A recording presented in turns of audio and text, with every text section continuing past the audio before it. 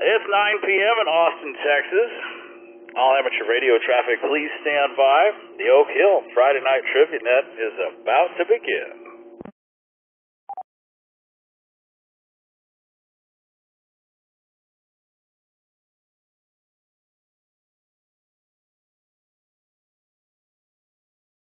If there is any emergency or priority traffic, please come with your name and call sign now.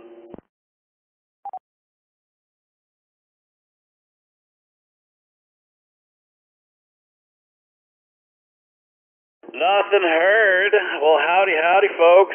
We made it to Friday yet again. We've got a little South by Southwest going on here in Austin, so stay the hell out of downtown. You're listening to the Friday Night Trivia Net, brought to you by the Oak Hill Amateur Radio Club. Call sign N5OAK. My name is Rusty, WZ5VBS. I'll be your net control for tonight. I am transmitting from my QTH in Northwest Austin to the flagship 147-320 repeater. Tonight's Trivia Net will be a hybrid net using the N5OAK, KA5D, and W5LCR repeater systems, as well as an online trivia game. We currently have the bingo machine turned on. We'll be shutting that down soon enough. To check in to tonight's Trivia Net, all you'll need is a smartphone, tablet, or any computer with a web browser. I'll give you a few seconds to run to your computer or grab your device before we tell you where to go.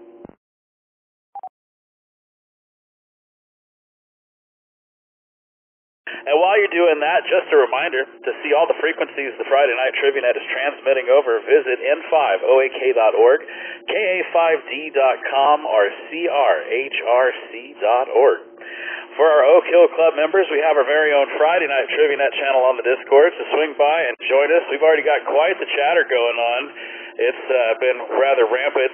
If you need something else to do while you're listening to me and playing trivia, we got Close Encounters of the Third Kind going on in the video net, so come dork out with us. We already got Bill and Rob and Robert and Scott. Howdy, all. Good to see you on the video.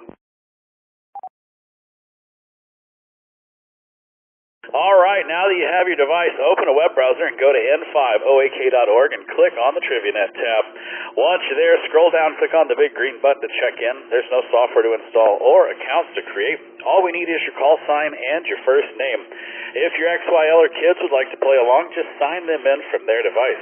This also applies to all of you that are studying for your license. If you can hear my voice, you are welcome to play, and we'd love to see you in the game tonight.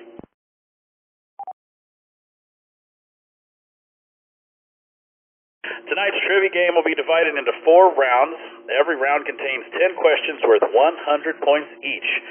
Tonight's rounds are as follows. Round 1 is a true or false round. That one's always a good time. Round number 2, I was tempted to play this tonight, but I thought, we'll do something else. We got Jaws trivia in round number 2, so any of those Jaws fans out there. Round number 3 is all about Pizza Hut.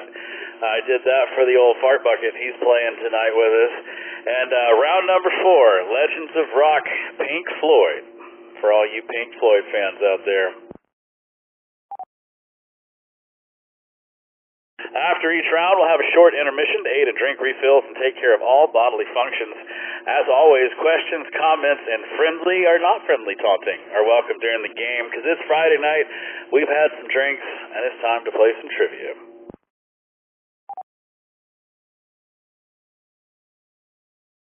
At the conclusion of tonight's trivia game, everyone will get sent home in style by our final elimination round. One wrong answer and you will be officially done for the night, so make sure you pace yourself on said adult beverage. With all that said, I'm going to see if anybody has any questions before we get tonight's trivia net underway. If you do, please come with your name and call sign now.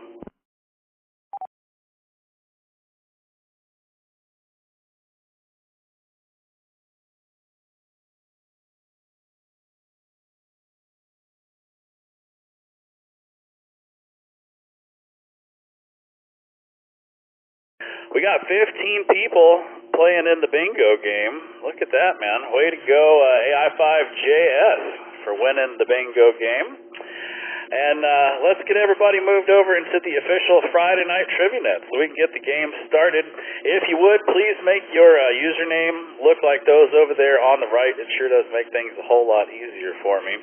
And once again, if you'd like to play along tonight, you can join the game at any time. You don't have to wait for a round to be over. Just open a web browser on your smartphone, tablet, or computer and go to n5oak.org and click on the TriviaNet tab. Once you're there, scroll down, click on the big green button to check in. We got 15 people logged in so far to the old TriviaNet, but that number is sure to increase.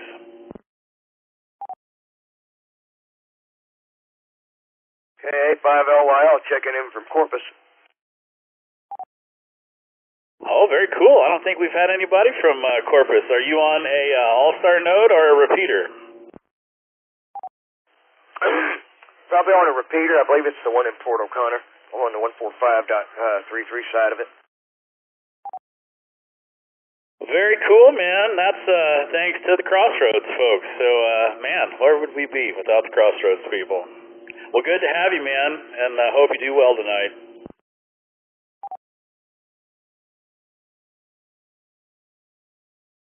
Roger. Thanks for having me aboard. Yes, sir. And every week we give away amazing door prizes for those of you that check in on time. Tonight's prize, guess what, gang? It is a free membership to the Oak Hill Amateur Radio Club. We're going to spin the wheel and see who the big winners will be tonight.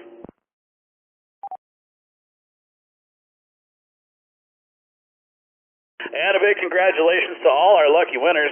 After the game tonight, head over to n5oak.org and sign up to become a member.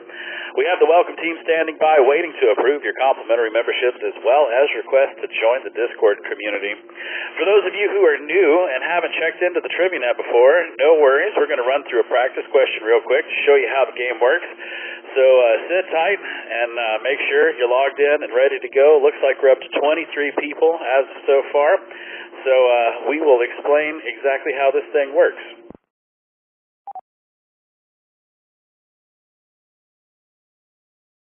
Questions will be read over the repeater and displayed on your device. Once the question has been read aloud, the answers will appear. All players will have 15 seconds to make a choice, but the longer it takes to choose an answer, the fewer points you will get. Also, remember to choose wisely, as you only get one shot to answer the question.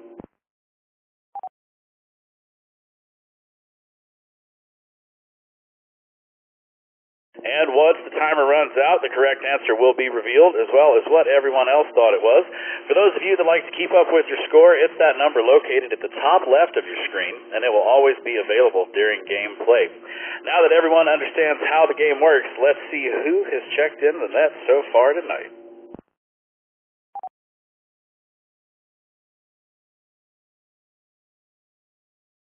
Oh, it was a tie between Scott and Bill. They found the right answer on the practice question.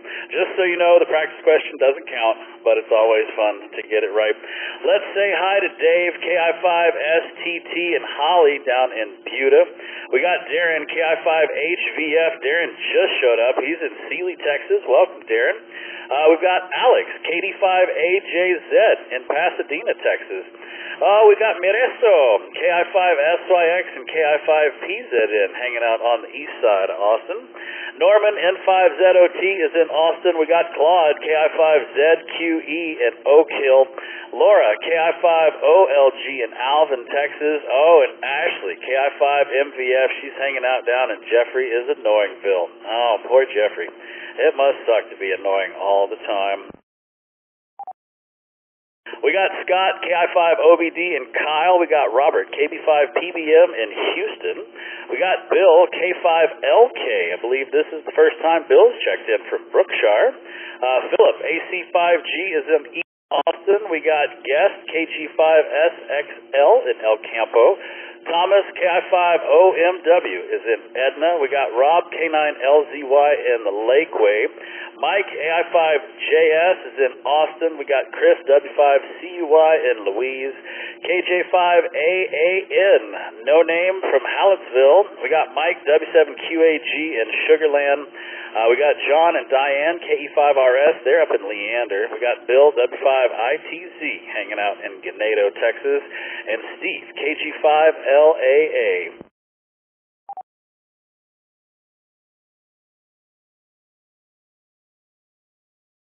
Oh, so we just found out KJ5AAN is a brand new technician. That's Bill told us that. So welcome along, KJ5AAN. How you enjoy being in ham radio so far?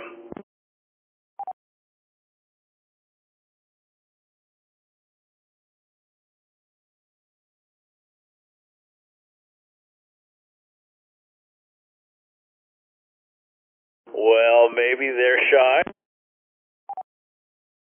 Maybe they're receive only. Either way, welcome to the hobby. It's a whole lot of fun. All right, so there we have it. We got 24 people so far checked into the game. Let's get everybody moved over into round number one. Round number one. It is all about true and false. I'm going to see how y'all do with this one.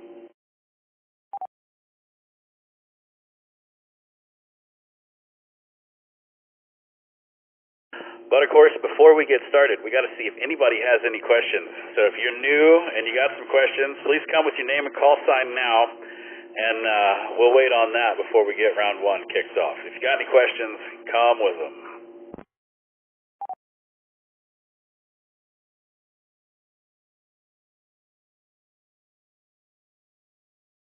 Well, hearing nothing, looks like it's time to start. Ladies and gentlemen, boys and girls, put your hands on your buzzers. The Friday Night Trivia Net will begin in T-minus 10 seconds.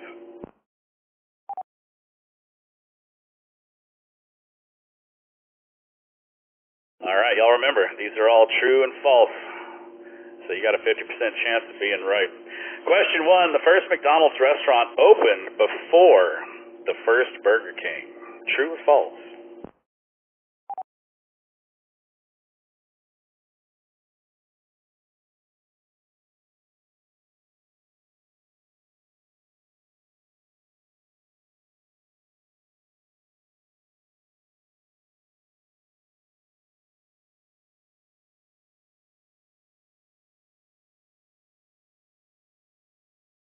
Well, let's see what you think. Y'all are going for false.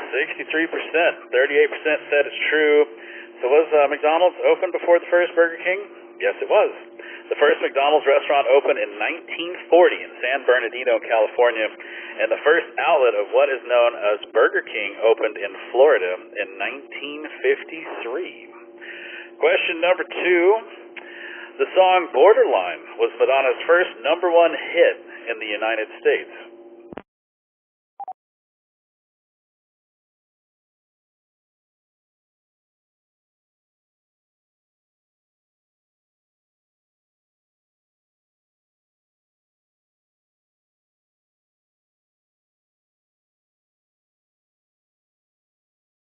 All right, thank you, Bill. We got Carson's name in there next to the KJ5AAN, so we're good to go. So it is a 50-50 split. Y'all aren't real sure which one is what. So let's see. Was this Madonna's first #1 hit? It was not.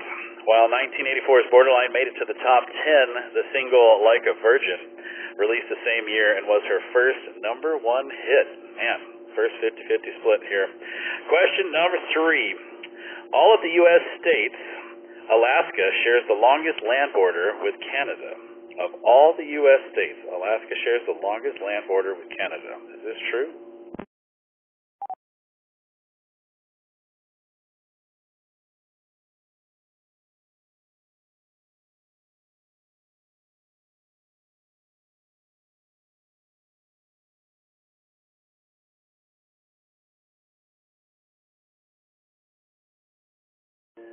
%, think it's true. 38% said it's false. So let's see who's right. Oh, it's true. At over 1,500 miles, Alaska shares a longer land border with Canada than any other state. Pennsylvania has the shortest at just 42 miles. Question number four. On the TV show The Jeffersons, George and Louise's bedroom was never shown. I remember, this came out a long time ago.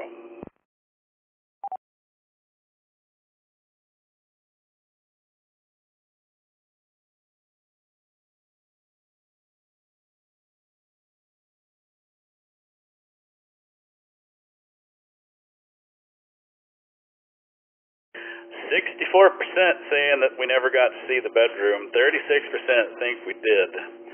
Let's see who's right. Oh man, we got to see the bedroom. There were many scenes that show them in bed together even, in the master. Check that out. Question number five, and halfway through the true and false round. These things zip through since there's only two choices. In the average human body, the left lung is smaller than the right lung. True or false?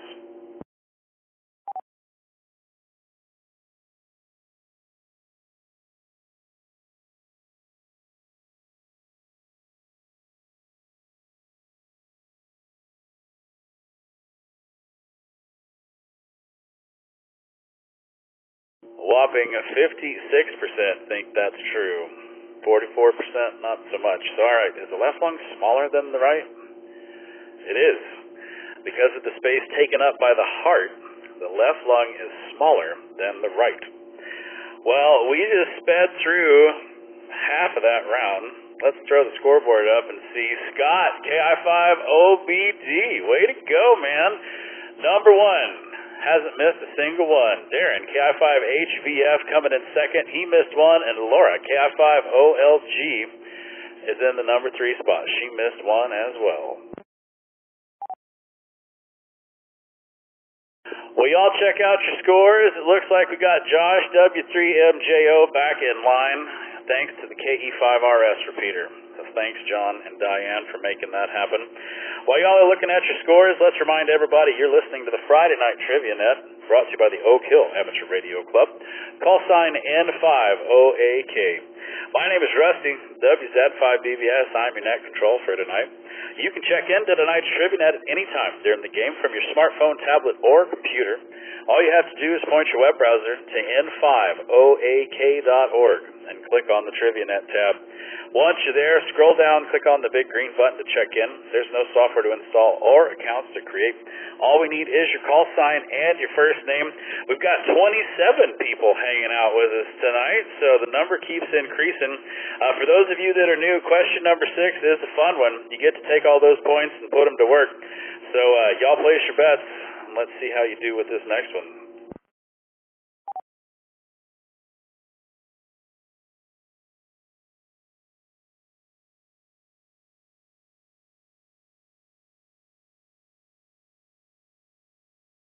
Oh, here we go. All right. Is this the flag of Germany? True or false?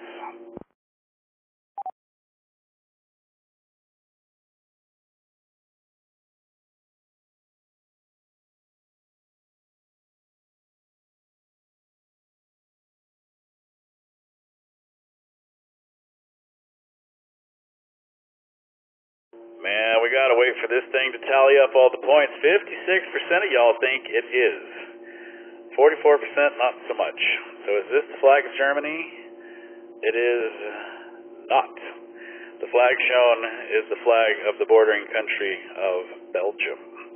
All right, well, let's see. 44% of you got that. What did that do to the scoreboard? That bumped Ashley, KI5MVF, to the top. Way to go, Ashley. She got 283 points on that one. Darren, KI5HVF, is in the number 2 spot. He got 185 points. And Philip, AC5G, in the number 3 spot with 273 points. There you have it, man. We got some zeros in there, but, you know, y'all didn't do too bad out of that one. Question number 7. Brazil produces the majority of the world's opals. I don't know. Is that true?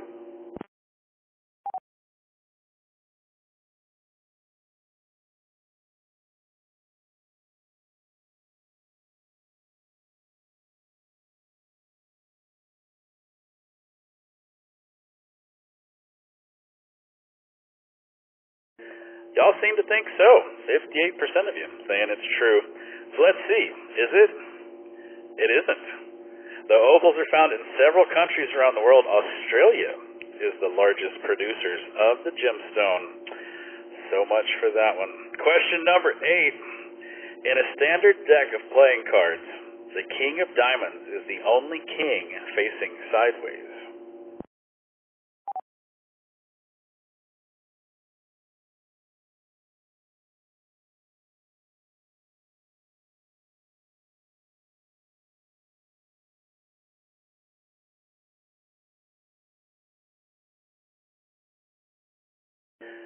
Oh, it was a 60-40 split there for a little bit, but 58% of you saying false.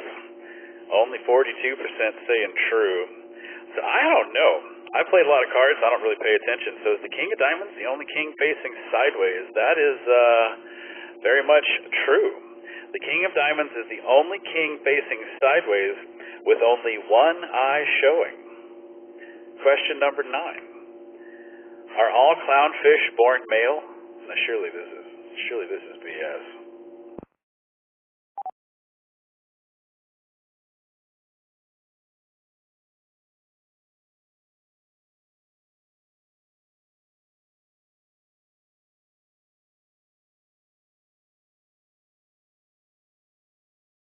Hey Holly, W5LUL, just so you know, you're connected into the Thursday night video net, and you've been in there most of the day, but if you want to come hang out with us in the Friday night, or go to your computer and turn that off, just letting you know you're hanging out in the video net over there on Thursday. Alright, so 85% of you think this is true, so obviously I don't know anything, because I totally would have gone with 15% that said false. So are all clownfish born male? The correct answer is... it's true. Clownfish develop into males first and become females when they mature. Oh, they got to be mature to be females. Oh, something to be said about that. All right. Yeah, Dave, I'm not even going to go into that conversation there, buddy. Question number 10. James Buchanan is the only U.S. president who never married. Is that true or false?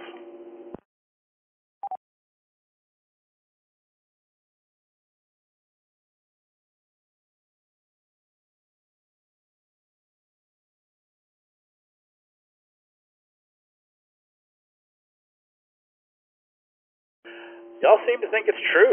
68%. So let's see, is it? It is.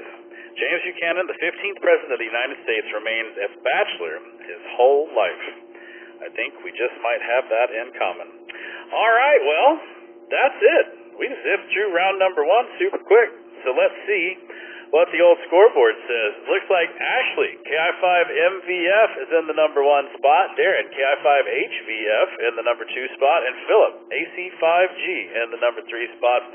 Let's go down to Jeffrey Sucksville and talk to Ashley, KI5MVF. Ashley, you got 6 out of 10. Looks like you're pretty good at this true and false thing. Yeah, I guess. I like my chances when they're 50-50, and I knew that was not the German flag, so that helps me out a lot, that I was able to double my points on that one. Roger, Roger. So I think Jeffrey's lying to me already and saying that he's coming to breakfast and he's going to go out and hunt with us. Are you coming fox hunting with him tomorrow? I'm not sure. We had talked about it, but we'd also made a plan to go kayaking tomorrow, and he's now kind of walking that back because he's all gung-ho about fox stuff right now, and he's sitting right here with me, but messing with gear and such instead of playing. But we'll see. Well, tell him we didn't believe him anyway. So if he's, make him go kayaking. That way we can find the rogue signal, and it'll be even more fun. We can split Ernesto and I can split the $25 gift card to Specs.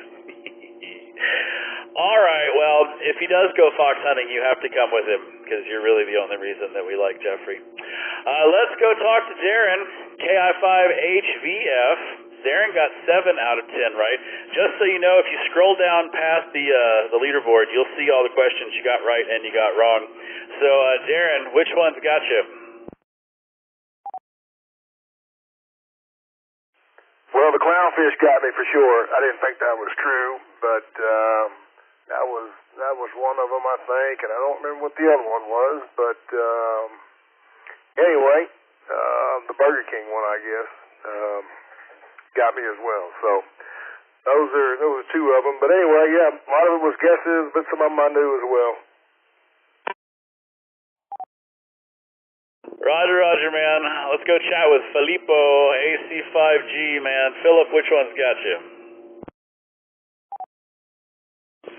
Hey, Rusty. Well, I just guessed on most of them. I just went for the smash it quickly approach since it's 50-50. But McDonald's, the Jeffersons won, Brazil producing the Opals, and the James Buchanan never married one. AC5G, back to Ned. Right on, man. Dave, $25 scotch. No, it's $25 towards something. We're more of a beer drinking club anyway, so $25 will get you some beer, something like that. It's to get everybody off their butt and make them go, really, is what it was. Just a little bit of incentive. Well, that's it. We're going to take a quick intermission so everybody can take care of business. During the intermission, you'll see questions on your screen to pass the time. Voting is optional, but always appreciated. Just a reminder, for those of you out there that haven't started playing with us yet, you can check into tonight's TriviaNet at any time during the game from your smartphone, tablet, or computer. We got 3 more rounds, so you still got plenty of time to score some points. If you want to play, all you have to do is point your web browser to n5oak.org and click on the TriviaNet tab. Once you're there, scroll down, click on the big green button to check in. There's no software to install or accounts to create. All we need is your call sign and your first name. We're going to get you moved over into the first intermission, and we will see you back here for round number 2.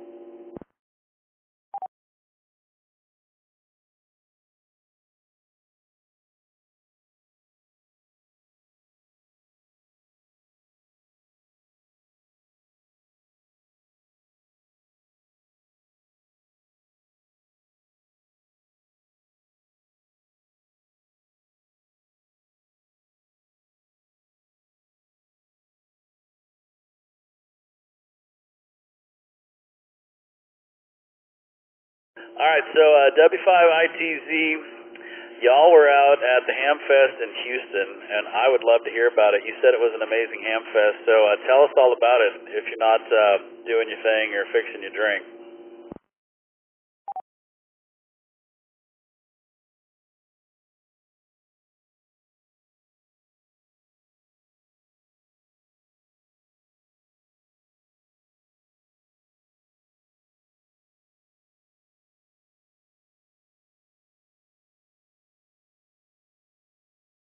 I guess I could open that up to anybody in the Crossroads. Anybody in the Crossroads group want to come and elaborate on the ham radio fun that we missed out on? Come tell us about it.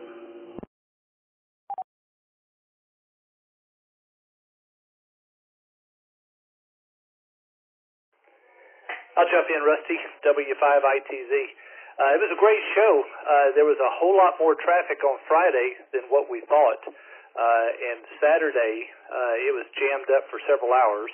A lot of vendors, a lot of exhibitors, and they did a balloon launch, they did several balloon launches, which was kind of cool. So, sorry you guys weren't able to make it.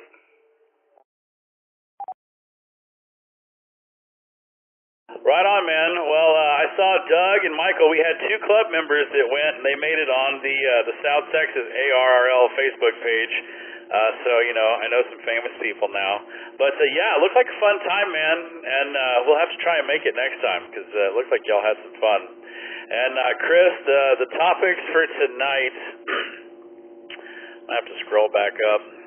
But I'll do it just for you. We got Jaws trivia coming in on round number 2. We got Pizza Hut trivia on round 3, and Legends of Rock, Pink Floyd in round number 4.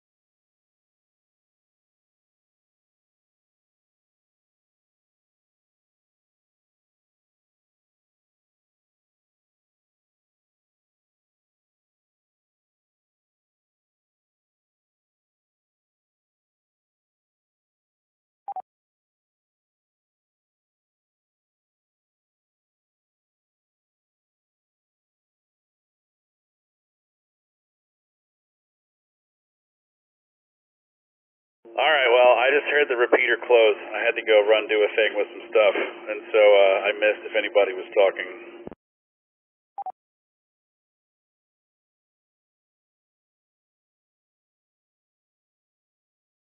Okay, good. I didn't miss anything.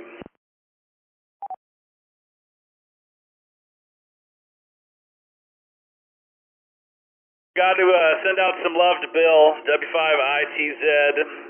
The Oak Hill Club was looking to do some testing and get in the business of getting the new hams in.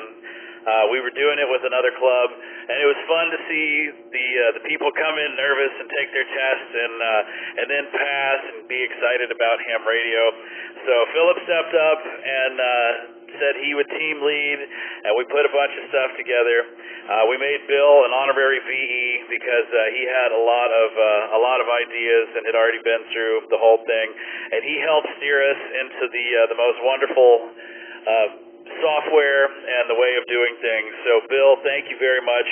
You are a true Elmer, and man, we couldn't have done that without you, and we're looking forward. Philip and I did our first online session yesterday just to kind of test out exam tools and see how it's going. So for those of you in the Crossroads family over there, Bill, W5ITZ, is the man.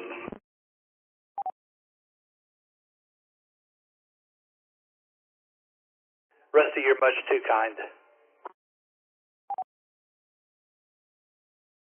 Man, I really appreciate it. Like, we really do. We've got iPads donated. It has been a complete group effort. The whole club has kind of put their arms around this and made it happen, and you definitely helped steer us in the right direction. So thank you very much. It is very much appreciated. Well, it is time to round number 2. Let's see what y'all do with Jaws trivia.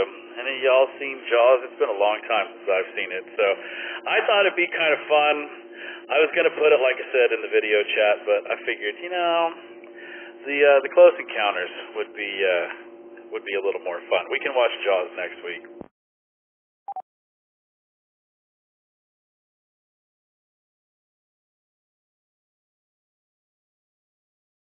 So with that, let's get question number 1 underway. Hope y'all are ready, because here we go.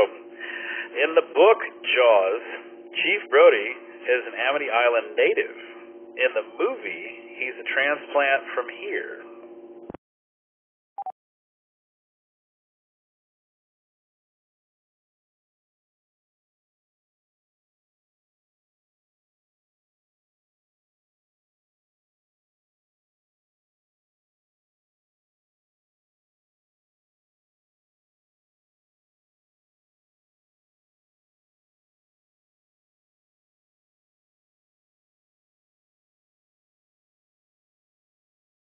Well, we lit up all the choices. New York coming in number 1. We got a tie for Indiana, Connecticut, and Nevada coming in number 4. So let's see.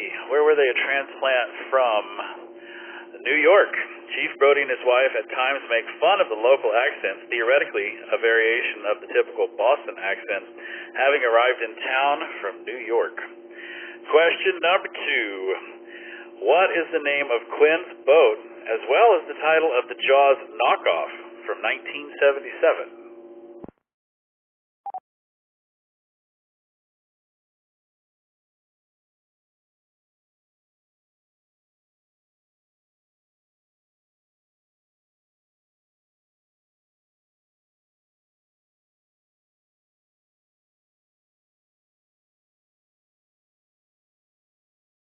Wow, Orca with 54%, followed by Barracuda, Mako, and Piranha. So I'm interested. What was the Jaws knockoff? It was called Orca. All right. They got quite the paragraph here, but it does not look that entertaining. So we're going to go on to question number 3. Which of Jaws' 4 1976 Academy Award nominations did the film not win? Which one of these did they not win?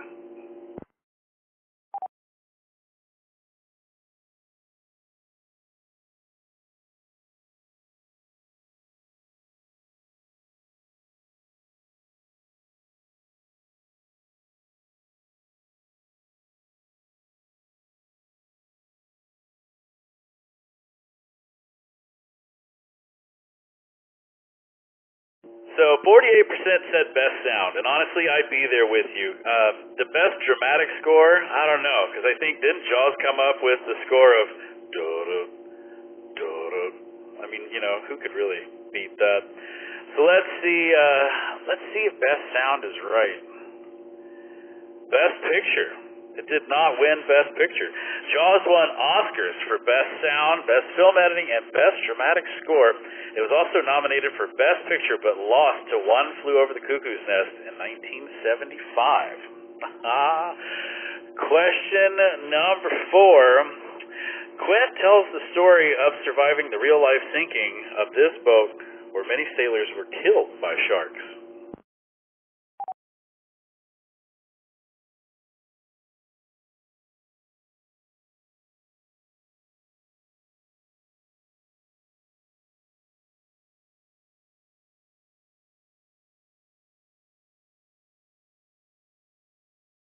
Wow, 65% with the USS Indianapolis, followed by a three-way tie for the Houston, Helena, and the Atlanta. So let's see, is the USS Indianapolis correct? I think we might have some Jaws folks in here. The sinking of the USS Indianapolis on July 30th, 1945 amounted to the greatest loss of sea life from a single ship in the history of the U.S. Navy. Nearly 1,200 men were on board. Only 316 were rescued. While sharks did kill a number of the sailors, most of the deaths were due to exposure, dehydration, hypothermia, or simply going down with the ship. So not all the sharks, but quite a few. All right, well, this is a good round. Looks like we got some Jaws watchers in here. Let's see how y'all do on question 5. Of the major characters in Jaws, which one dies in the book but lives in the film?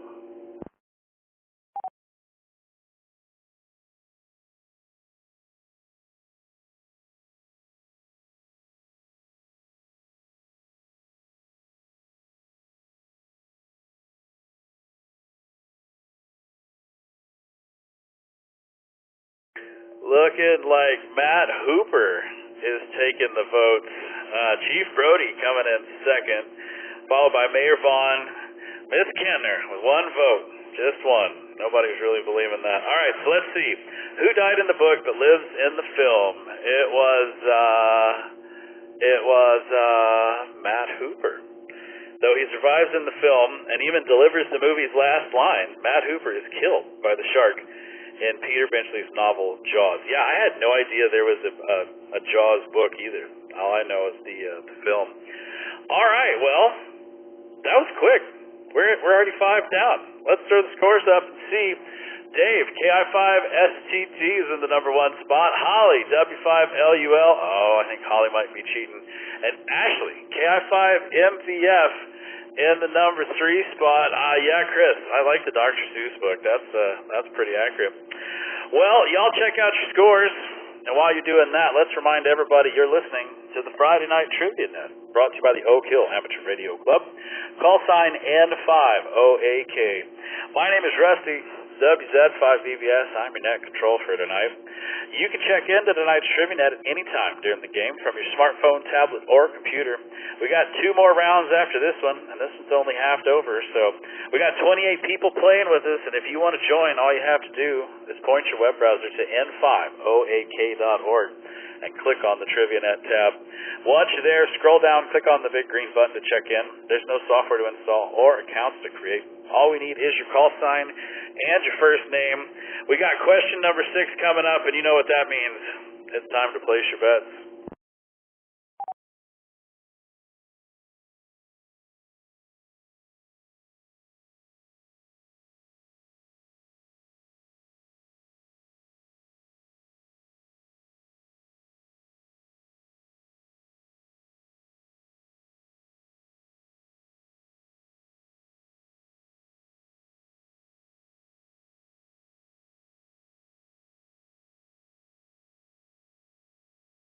All right, approximately how much time elapses in Jaws before the shark is actually seen?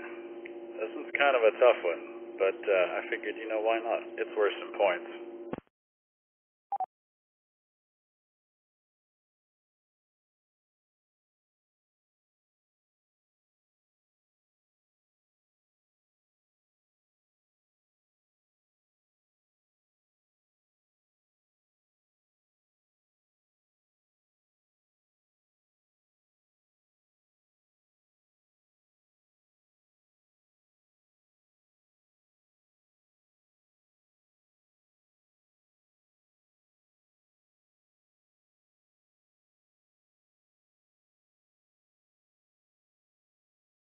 And the old iPad just took a dump. All right, well, so let's see what we think here. 68% are going with 42 minutes.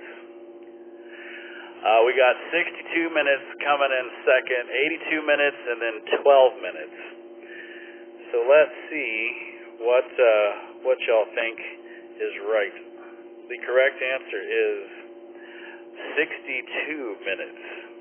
62 minutes. Oh, man. So that was 5 people got that right. Chris, W5CUI, got 114 points off of that one. We got Ashley, KI5MVF, she got 66 points, and Steve, KG5LAA, got 62 points off of that one. Way to go, y'all.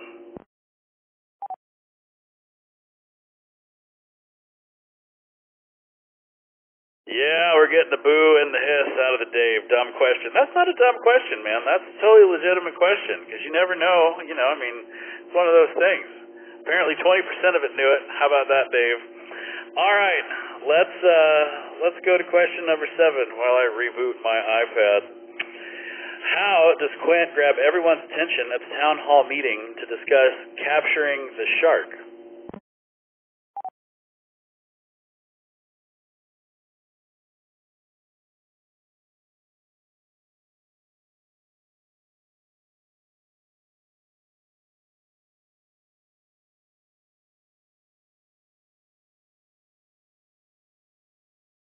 So, almost half said they scrapes his nails on the blackboard. Oh.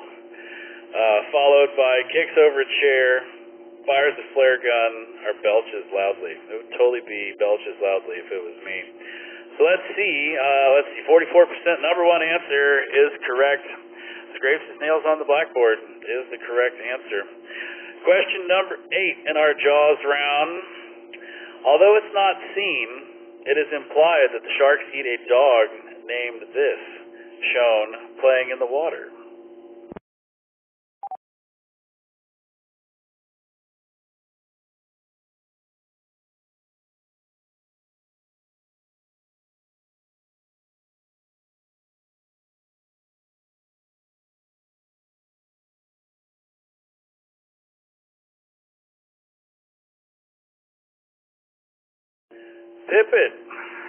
Tippet was the dog, followed by Ziggy, Elmer. Nobody picked on Finian. Aw. So let's see. Maybe, did I put Elmer in there just to mess with y'all, or is that the right answer? It's something I might do. But Tippet is the correct answer, and almost half of you knew that one. All right, check it out. My iPad is back to life. Hallelujah. Question number 9. Which of these iconic lines from Jaws was ad-libbed by the actor and not part of the script?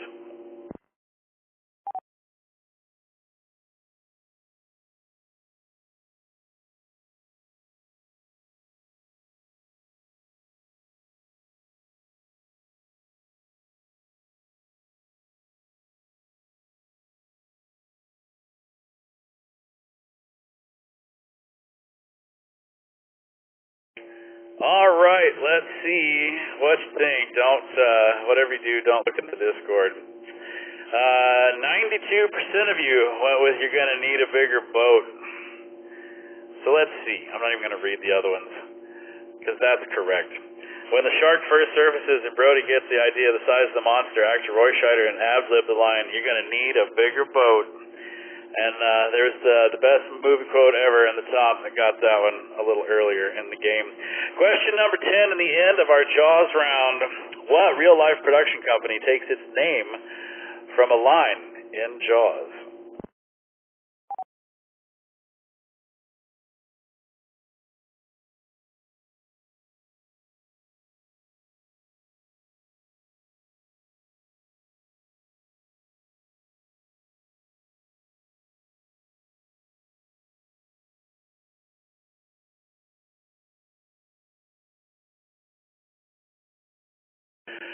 Well, let's see what you think. Killer Minnow taking the number 1 spot, followed by Hello Sunshine, Bad Hat Harry, and Excellent Cadaver. So, I had no idea, but I thought it was kind of funny. There's a clue in the photo, and those that picked Bad Hat Harry, those are the ones that won this one. Early in the film, a local on Amity Island was teasing Chief Brody for not going in the water. Brody replies, commenting on the other man's bathing cap, there's some Bad Hat Harry. Filmmaker Brian Singer named his production company Bad Hat Harry Productions. That's how it was born. All right, let's add up the scores for round number 2 and see Steve, KG5LAA, in the number 1 spot with 444 points. Chris, W5CUI, in the number 2 spot with 437 points. And Laura, KI5OLG, in the number 3 spot with 433 points. It is a tight game. Let's go talk to Steve, KG5LAA. Do you consider yourself a big Jaws fan or just a lucky trivia player? Well, good evening, Rusty. I was a big fan of Jaws. I believe I saw all of the sequels, or most of them anyway. They were kind of sorrowful, but yeah, it was a very interesting movie, well made. So I can't believe I'm number 1. Anyway, KG5LAA, back to net. Right on, man. Congratulations. Let's go talk to Chris, W5CUI. Chris, how many times did you watch Jaws?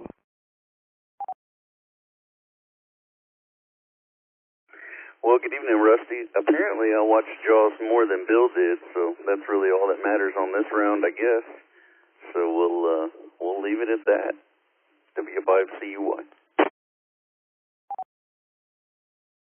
Yeah, the old Crossroads gang. I guess it's because y'all live closer to water than we do. Maybe it hit a little closer to home. Let's go talk to Laura, KI5OLG. Laura, are you big? You got everything. You got one more right than anybody else. So how many times did you watch Jaws?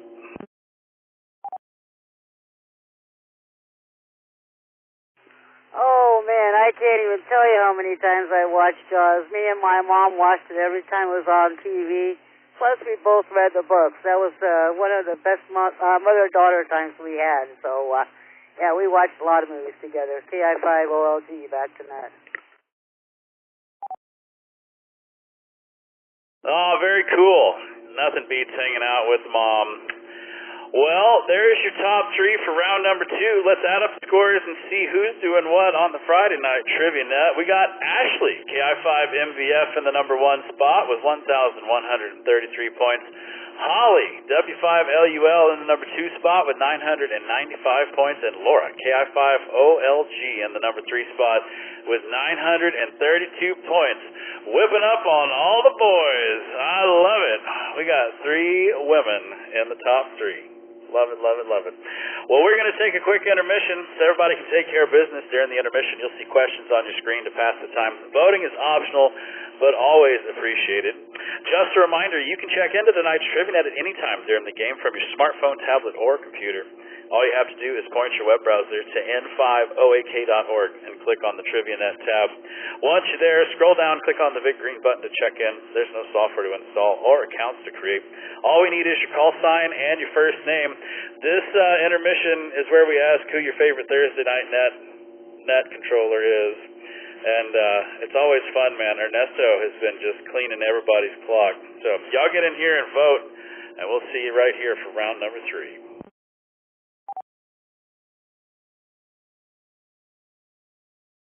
W7QAG. Go ahead, sir. I didn't know crap about Jaws, but one thing I do know is W5ITZ Bill, he is the go-to guy to get all your stuff done. And we already knew that at Crossroads. Just wanted to point that out. W7QAG, back to that.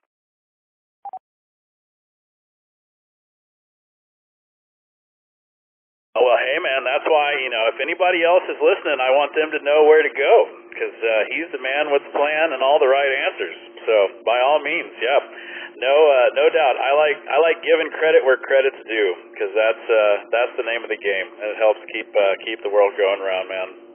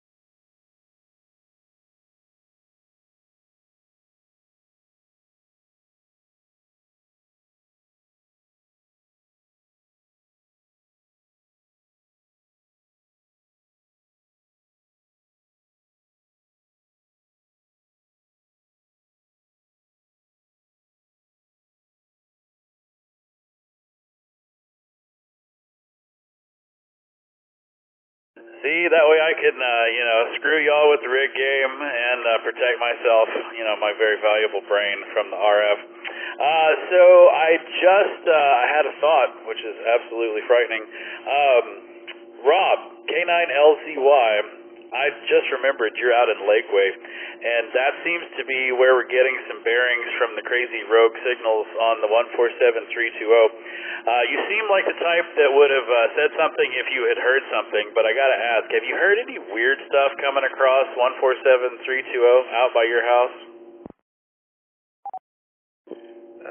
No, I haven't, and I've been keeping an ear out for it. But no, not at all. And I'm in North Lakeway, so by Hudson Bend, and so it could very well be that it is down in South Lakeway, but I'm not hearing anything. Back to Ned. So I haven't looked at a map. Is North Lakeway higher or lower than South Lakeway, or do you know? It's actually slightly lower. Lakeway itself is a little bit higher. We're slightly lower, and then right when you cross over the Mansfield Dam, you start to get higher, and you're above Lakeway then. So we're in this little kind of dip, which is why I can only hit the flagship, and I have trouble hitting the other repeaters. Back to Ned. Ooh, so Philip asked, do you use tone squelch on receive?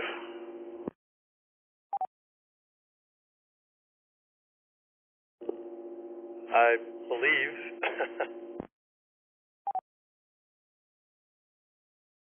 Right on. All right, cool. Well, good to know, man. I appreciate that. I figured you would have piped up, but all right. Well, yes, we do have a real-life fox hunt. We got some crazy signals going out on the 147320. Here, I'll throw this in there. If y'all want to come play with us, we are offering up $25 to Specs, a little Specs gift card to get everybody out. We're going to go search for it. Ernesto and I, at least tomorrow, and go see, since Jeffrey Sucksville is going to be hanging out on a boat, we see how it is. All right, well, let's see, Ray and Ernesto, 50-50 on the favorite Thursday night net controller. So, way to go, Ernesto, for giving Ray a run for his money.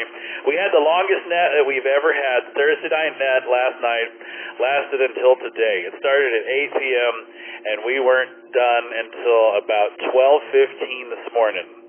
Everybody was a little chatty and a little drinky, and we had all kinds of fun. But if you haven't tuned into one of our Thursday night nets, last night was awesome.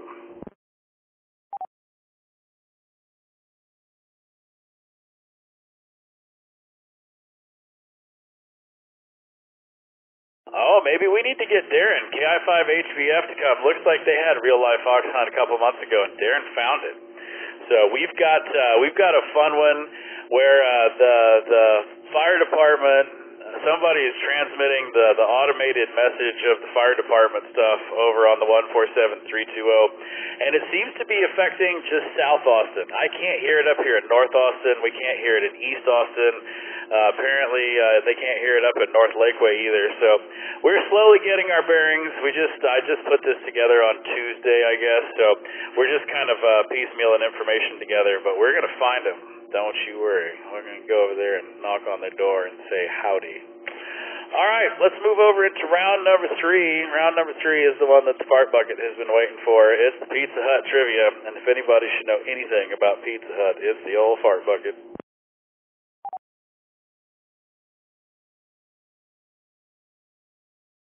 And for those of you that don't know, the fart bucket is my nephew, so I can call him that. He doesn't like it sometimes, but it's funny. All right, so let's fire up round number 3 and see how y'all do with the Pizza Hut round. We'll start it out, of course, with question number 1. In what Midwestern U.S. city was Pizza Hut founded in 1958?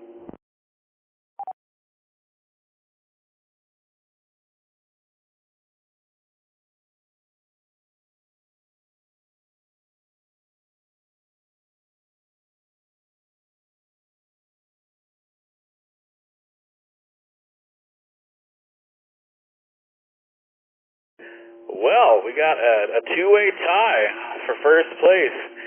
Going to St. Louis and Topeka, followed by Wichita and then Omaha.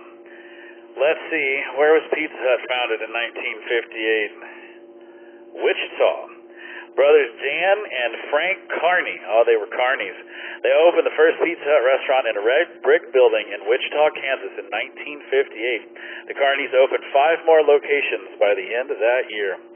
Question number 2. What did Pizza Hut name their pioneering online pizza delivery website in 1994?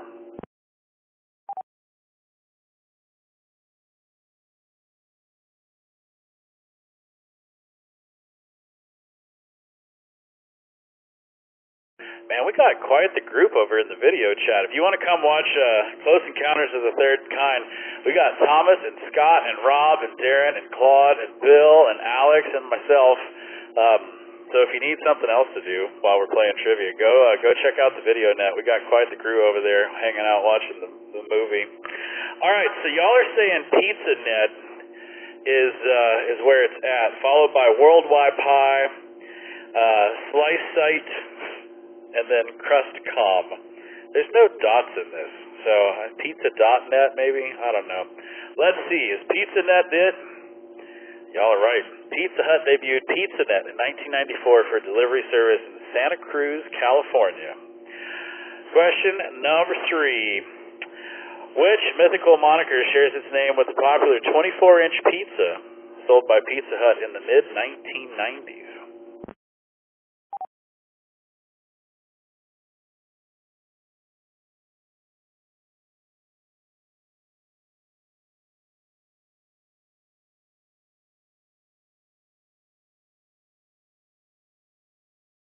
Yeah, so that's the other thing about the TriviaNet. If you start sucking at trivia and you're losing some points, you can blame it on the video, but you can only do that if you're hanging out watching the video. That's Thomas's favorite thing to do. So good thing to know. Go join us on video, and you got another excuse in your bag. All right, 75% said it was the Bigfoot. We got the Sasquatch coming in second. Yowie coming in third. Nobody picked on the Yeti. The Yeti. I don't know. They all sound kind of like hairy pizza to me, so I was going to blame that on the Yeti, but Bigfoot as well. Let's see, was it the Bigfoot? It was indeed. Pizza Hut teamed up with Blockbuster Video, Blockbuster, in 1993 to provide a free video rental with every purchase of the Bigfoot pizza. So Pizza Hut helped put Blockbuster out of business. Question number 4. Which meat topping replaced pepperoni for Pizza Hut's historic delivery to the International Space Station in 2001?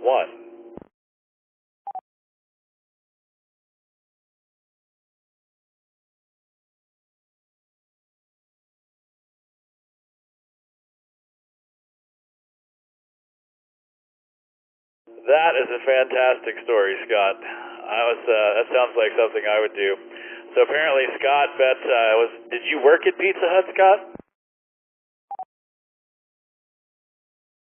No, we were just at Pizza Hut with a group of friends one night, and yeah, it was kind of a dare bet, and yeah. Cat 5 OBD. So Scott bet somebody $5 he couldn't hold a spoonful of crushed red pepper on his tongue for a minute. Apparently the dude won the bet, but he blistered his tongue and he was talking funny the whole week. My brother got his tongue pierced and talked like an idiot for the next 2 weeks. It was awesome.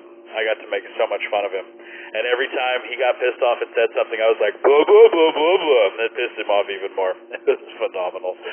All right, so let's see on the toppings what you all think. 54% said sausage. We had a tie for second and third with bacon and ham. Salami coming in absolute dead last.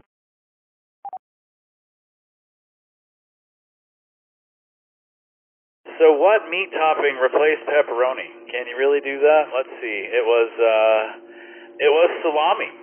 That was actually what it was. Only 3 people got that right. Rob, K9LZY was one of them. Mike, W7QAG was the second one, and Steve, KG5LAA was the third one. For Pizza Hut's historic pizza delivery to the International Space Station, the pie was topped with salami as pepperoni would mold too quickly.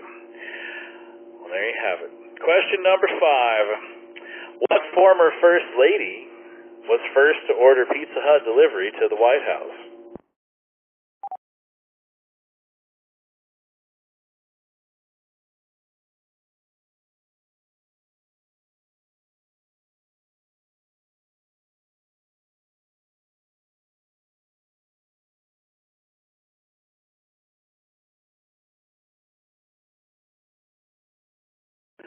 They got all Nancy Reagan in there. These all look like, I guess they're paintings. I was going to say, they look like Barbie dolls.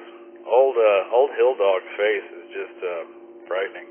All right, so let's see. Nancy Reagan coming in number 1. We had a tie for Barbara and Laura Bush, and then Old Hill Dog coming in last. So who was the first to order Pizza Hut delivery? It was Barbara Bush. Check it out. In 1989, Barbara Bush ordered Pizza Hut delivery to the White House while hosting a charity event for 200 children. Man, it was a good thing it wasn't Hillary Clinton. You show up late with her pizza, you might get suicided. All right, let's throw the score up and see how we're doing in this round. We got Steve, KG5LAA, in the number 1 spot. We got Thomas, KI5OMW, in the number 2 spot, and Mike, W7QAG, in the number 3 spot. Will y'all check out your scores? And while you're doing that, we're going to remind everybody out there that you're listening to the Friday Night Trivia Net, brought to you by the Oak Hill Amateur Radio Club. Call sign N5OAK. My name is Rusty, WZ5VBS. I'm your net control for tonight. You can check into tonight's Trivia Net at any time during the game from your smartphone, tablet, or computer. We still have a round and a half left, so come join us. And if you want to, all you have to do is point your web browser to n5oak.org and click on the Trivia Net tab. Once you're there, scroll down, click on the big green button to check in. There's no software to install or accounts to create. All we need is your call sign and your first name. We've got 24 people hanging out with us playing trivia, and we got question number 6 next, and that means it is time to place your bets.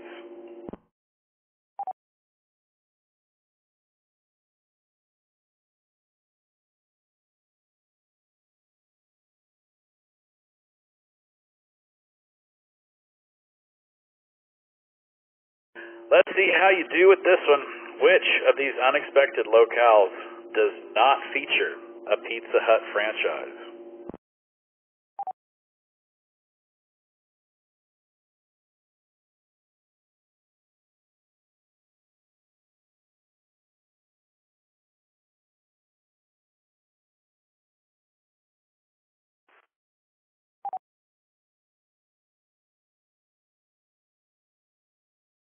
Well, we lit up all the answers. Check it out. But the Great Wall of China is taking the number 1 spot. The Pentagon coming in second, followed by Guantanamo Bay, and then the Great Pyramids of Giza. So which of these does not have a Pizza Hut franchise? I thought this was funny. The correct answer is the Great Wall of China. I would have thought for sure it was Guantanamo Bay. But while there is Pizza Hut in the Pentagon, at all 3 of these places, there's not one yet in the Great Wall of China. So 8 of y'all got that right. Let's see, what did that do to the scores? That put Norman, N5ZOT, in the number 1 spot. He got 139 points off of that one. KG5SLX, no, XSXL, easy for me to say, got 135 points. And Steve, KG5LAA, got no points on that, but still maintained the number 3 spot. All right, y'all are doing pretty good with the old Pizza Hut round. Let's see what question number 7 does to you. What mustache mascot marketed Pizza Hut through the 1970s?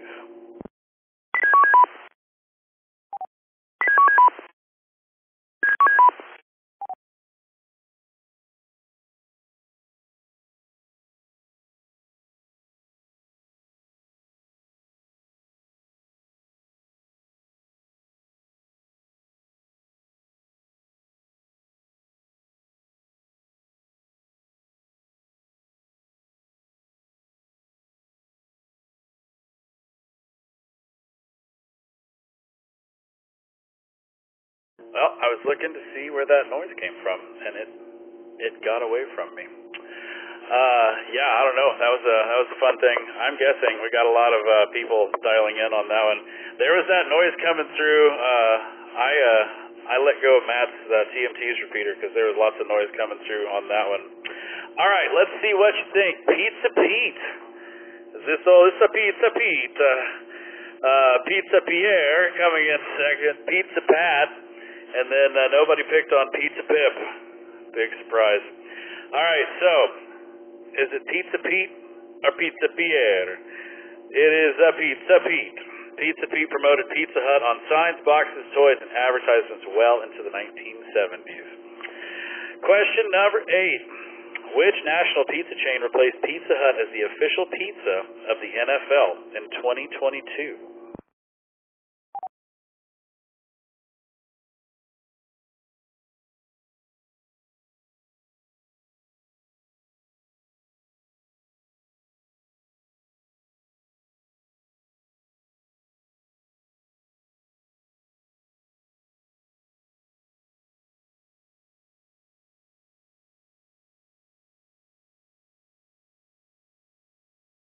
Wow, I totally would have got this wrong. 58% said Papa John's. Domino's coming in second, followed by Little Caesars, and then nobody picked Papa Murphy's.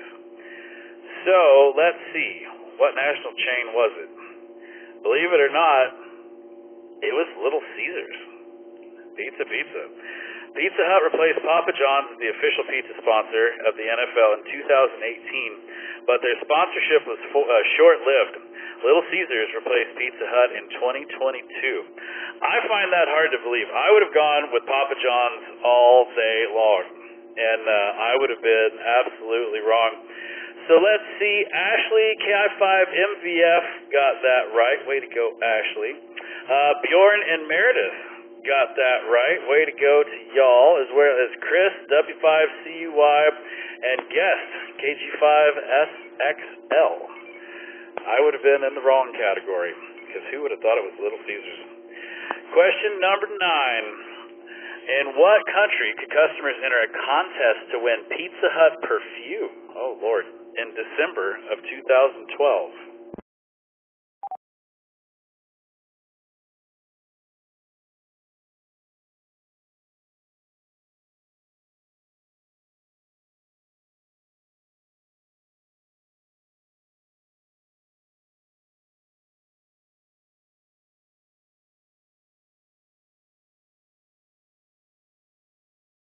Wow, so 65% going with Japan. All right, we got a tie for Brazil and Canada coming in second and third. Australia coming in fourth. So where could you win a contest to win some Pizza Hut perfume? I wonder if you smelled like grease or pepperoni or they're not telling what that is. I am getting hungry too, Scott. All right, this is why I don't watch the Food Network. It's just I gain weight. All right, let's see what's right. Canada, up in Kanakistan. Pizza Hut Canada joked about a pizza-scented perfume on Facebook in 2012, and the response was so overwhelming that Pizza Hut produced 100 bottles of perfume as part of the contest. The Eau de Pizza reportedly smelled like fresh baked bread. Gross. All right, so three people knew this. One of them was Darren, KI5HVF. Darren, did you know this, or are you just guessing over there?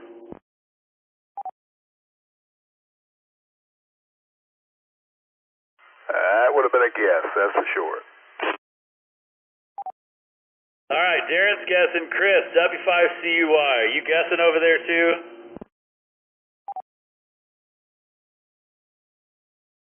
Man, I was almost going to pick Japan, but it was a guess.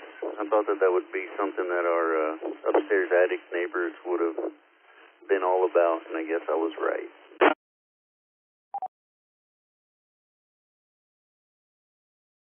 You know, speaking of the upstairs neighbors, we have a VA7TGZ connected in on the All-Star. They've been hanging out with us for a little bit, so they're up in Chilliwack.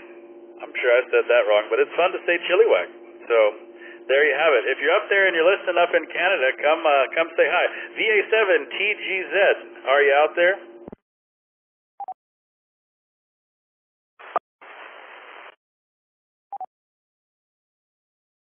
VA7TGZ, yeah, I am sitting here having supper and listening to the show. Great show, and enjoying it up here in your free socialist brothers to the north. I love it, man. Well, yeah, welcome to the Trivia Net. So did you have any clue that they were giving away Pizza Hut perfume up there, man, back in 2012?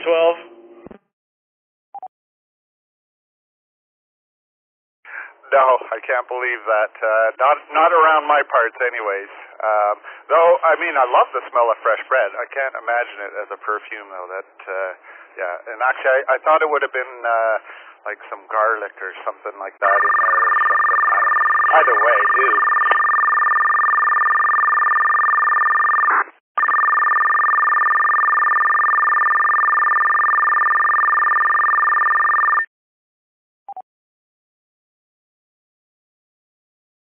Oh, my Lord. That was KE5RS making that noise. Sorry about that. All right, well, hang out up there, and we hope to have you playing here sooner than later. We got another round left, so if you get done with dinner, come hang out with us. Let's finish this round up with question number 10. What concept restaurant did Pizza Hut open in the mid-1970s with colonial-style exteriors, and more traditional American fare?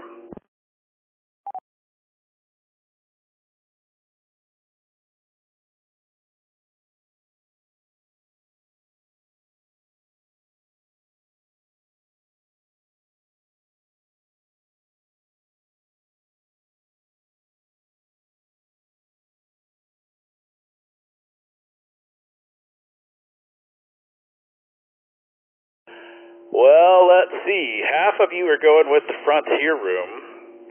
The Cozy Colon Kitchen coming in second. Water Wheel coming in third, and Applegate's Landing coming in number 4. 9%. Wow. All right, so half of you with the Frontier Room. Is that the correct answer? It is not. The correct answer is Applegate's Landing. The last remaining Applegate's Landing in McPherson, Kansas closed in 1995, although every other location had closed in the mid-1980s. All right, so again, I got to see who this was. Rob, K9LZY, and Scott, KI5OBD. Way to go, you two. You're the only two that knew that. All right, let's add up the scores, see how we did. In round number 3, we got Norman, N5ZOT, in the number 1 place. Steve, KG5LAA, in the number 2 spot. And Guest, KG5SXL, in the number 3. Let's go talk to Norman, N5ZOT, and see how big of a Pizza Hut fan he is. Not a particular, well, okay, I've got a funny story about this. Related to the Great Wall of China. So I've been to China quite a bit, visited the Great Wall. I actually met my wife in Hangzhou, China, and one of the first places that we ate there was at a Pizza Hut. Years later, got married this year, looking for just something fun to do. So I thought, okay, I'll surprise my wife and take her to Pizza Hut. Pretty nice memories. And then we rolled up into the Pizza Hut parking lot, and my wife just stared at me like I was completely totally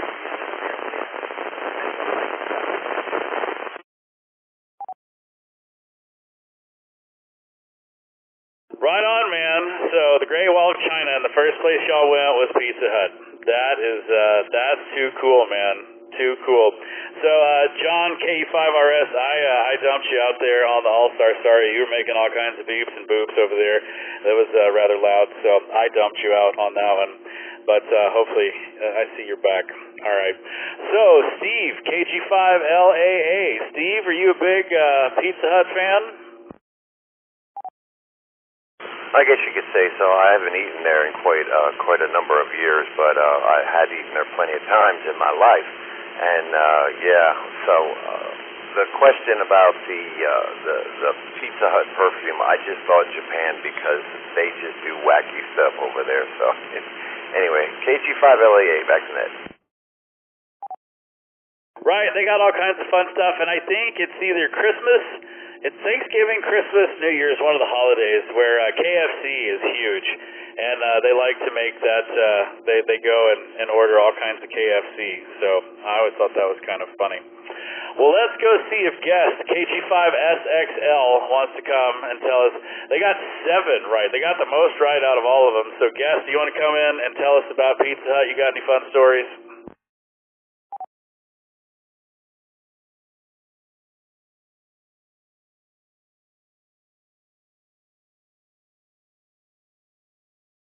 All right, well, we will leave it at that. Let's add up all 3 rounds and see. Ashley is still in the number 1 spot, KI5MVF with 1,299 points. Holly W5LUL in the number 2 spot with 1,256 points. And Laura, KI5OLG with 1,150 points. I love it. The women are schooling the boys. All right, well, guess what? It's time for another intermission, so everybody can take care of their business. During the intermission, you'll see questions on your screen to pass the time. Voting is optional, but always appreciated. Just a reminder, for those of you eating dinner in Canada, you can check into the tonight's TriviaNet at any time during the game from your smartphone, tablet, or computer. All you have to do is point your web browser to n5oak.org and click on the TriviaNet tab. Once you're there, scroll down, click on the big green button to check in. There's no software to install or accounts to create. All we need is your call sign and your first name, and you can be hanging out playing trivia. We're going to move over into round number 3, intermission. If I can push the right button, there we go. We will get this fired up, and we'll see y'all back here for round number 4.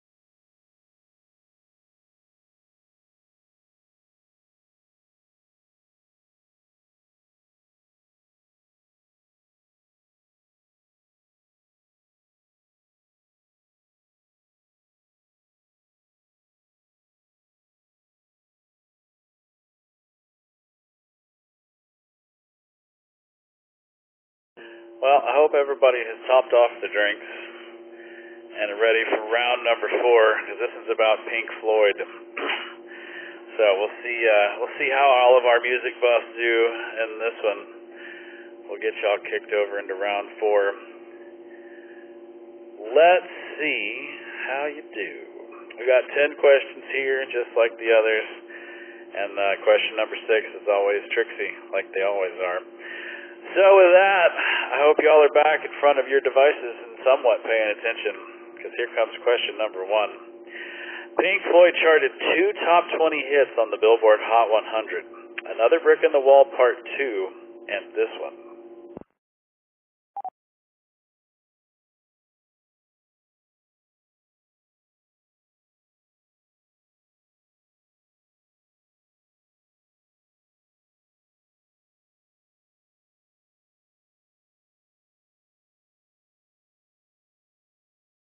Well, check it out. We got a tie for first and second, and y'all think Have a Cigar. Nobody picked that one at all. So Money and Comfortably Numb tied for first and second. On the Turning Away coming in third. Nobody picked Have a Cigar.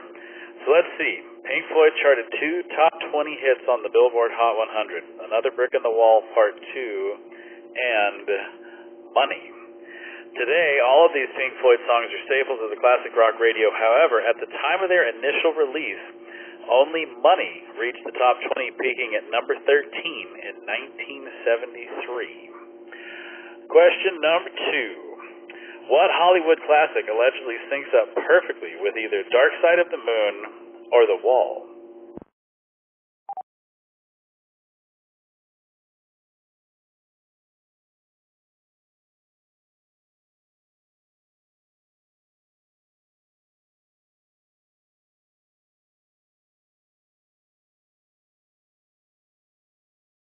I think we might have some people in here that did occasional recreational drugs. I'm just saying. I don't know that as a fact. That is just a comment. That is merely my opinion. But let's see. 80% said The Wizard of Oz. 12% said Dr. Strangelove. We got a tie for The Third Man and The Sound of Music. So, the 80% that said The Wizard of Oz correct. Guess what? Y'all are. These theories have been posed by superfans with too much time and perhaps some recreational pharmaceuticals on their hands, but both albums have been said to sync up perfectly with 1939's The Wizard of Oz. In an effort to put the rumors to rest, drummer Nick Mason joked that the band had intended to soundtrack up The Sound of Music. So, all right, druggies, here we go with question number 3. What is the title of this Pink Floyd album?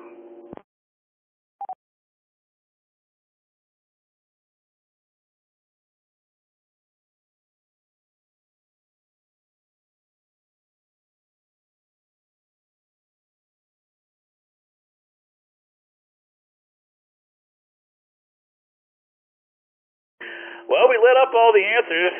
Let's see. Ummagumma coming in number 1, followed by Obscured by Clouds, Metal, and then More. The correct answer of the title of this Pink Floyd album is Metal. Containing the single One of These Days and epic Echoes, all on side 2, 1971's Metal, is considered a transition album between the Syd Barrett influenced material of the 1960s and the thematic unity created by Roger Waters on later releases. Question number 4. Which of these Pink Floyd albums does not contain live concert recordings?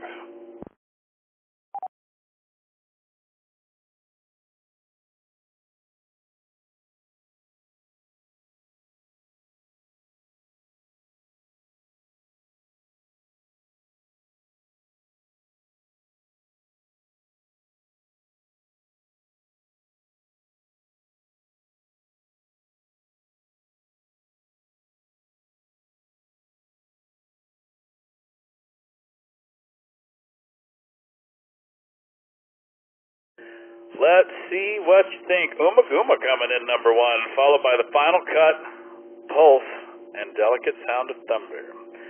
So which of these albums do not contain live concert recordings? The correct answer is The Final Cut.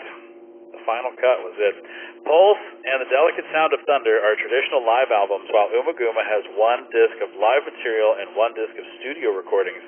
Released in 1983, The Final Cut is a studio album. Question number 5, and halfway through our last round, in which category has Pink Floyd won their only Grammy Award?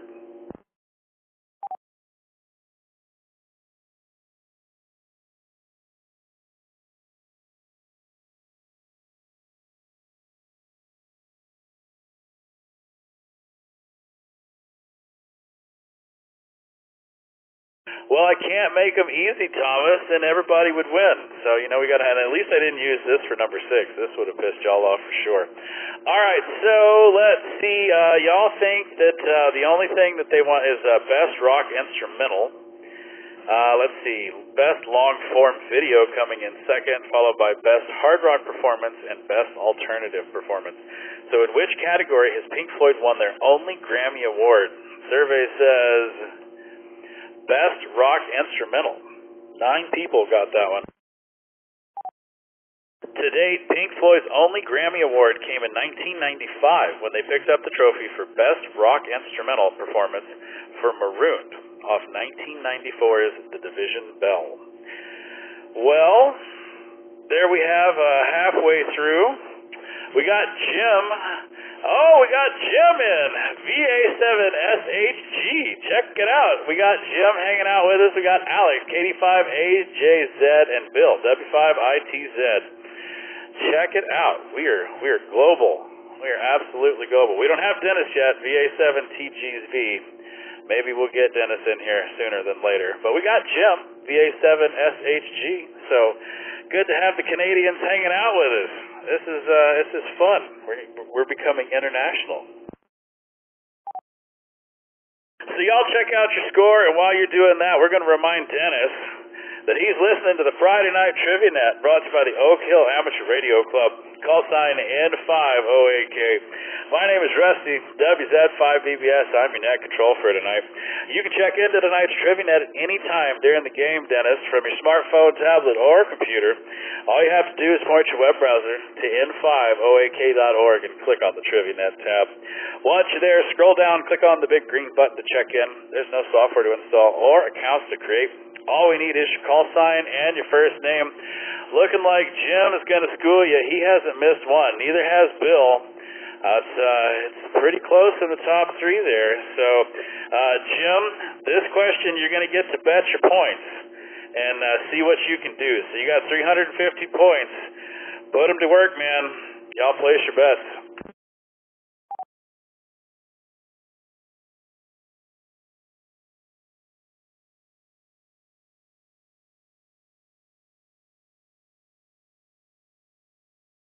All right, here we go. Which of these animals does not appear in the title of at least one track on Pink Floyd's Animals?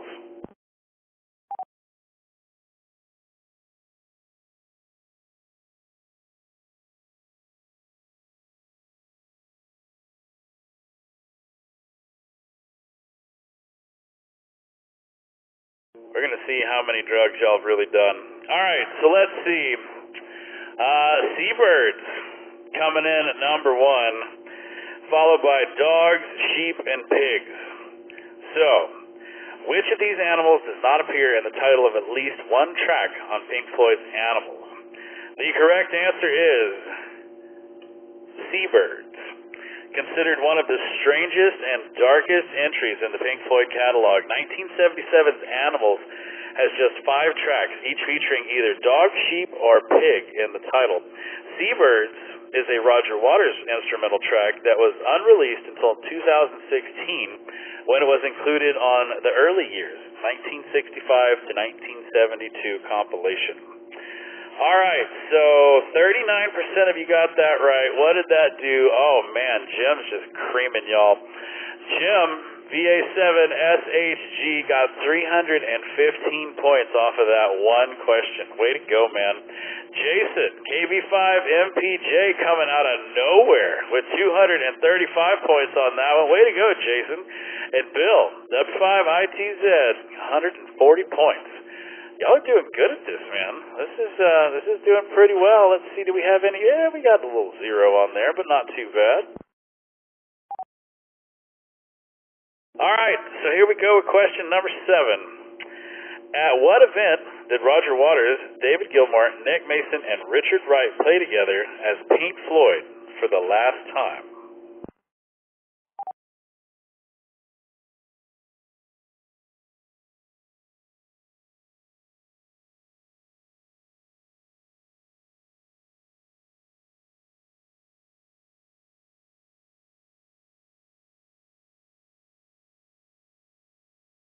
Oh, it was so close, but now we got a tie for first and second between Queen Elizabeth's second Golden Jubilee and the concert for Diana. We have Live 8 coming in number 3, and the Syd Barrett tribute number 4. So let's see, where did Pink Floyd play for the last time? The correct answer is Live 8. The last time the 4 members of Pink Floyd, Barrett officially left the group in 1968, performed together was the Live 8 concert in July of 2005. All 4 members did perform at the Syd Barrett tribute concert, Madcap's Last Laugh, in May of 2007. However, Waters performed as a solo artist, separate from the rest of the group. Question number 8. What architect of sound engineered The Dark Side of the Moon, Pink Floyd's most critically and commercially successful album?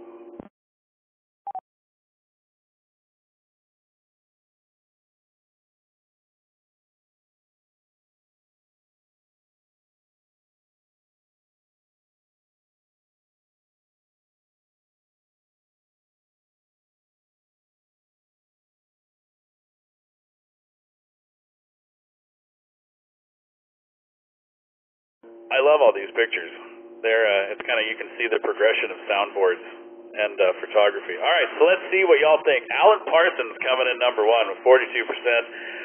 Eddie Kramer coming in second. Then we got a tie with Eddie Offord and Andy Johns. So let's see who it was that engineered this thing. It was Alan Parsons, also known for some other projects. Pink Floyd recorded The Dark Side of the Moon at Abbey Road Studios in London. For the project, they worked again with the staff engineer who had manned the boards from 1970's Adam Hart's mother, Alan Parsons. Pink Floyd invited Parsons to work on their next album as well, but he declined in order to start his own group, the Alan Parsons Project. Man, we got 2 questions left. Let's see how y'all do. Question number 9. What author suggested The Division Bell as the title of Pink Floyd's 1994 album?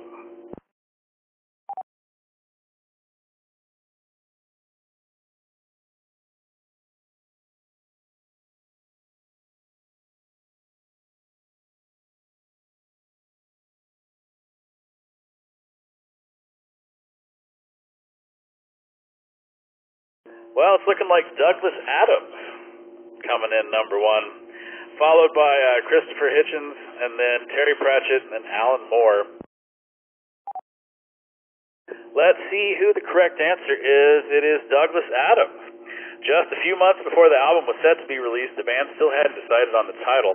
At a dinner one night, Hitchhiker's Guide to the Galaxy, author Douglas Adams suggested The Division Bell as the title, pulling it from the lyrics of an album track, High Hopes. To encourage Adams to choose a title, the band made a donation to his favorite charity, the Environmental Investigation Agency. All right, question number 10. What heavy metal album features cover art originally proposed for Pink Floyd's Adam Hart mother a decade earlier?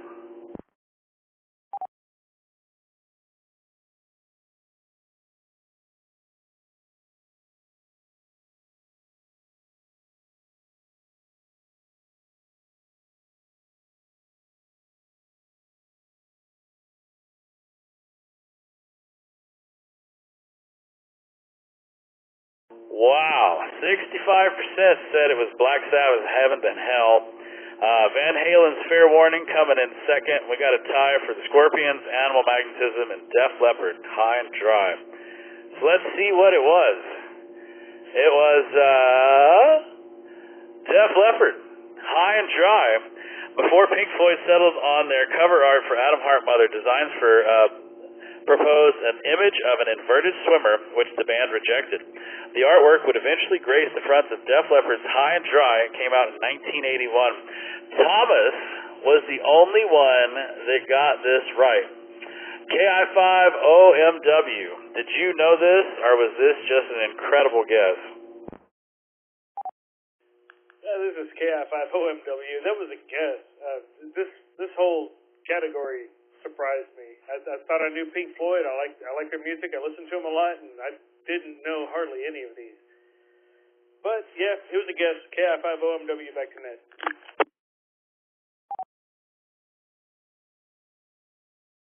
We got some rear ends on the wall that old Chris put up in the Discord. Nothing like boobies and butts, man. Get everybody's attention in this group, seems like. All right, well, there you have it. That was our Pink round. Let's add up the scores and see how we did.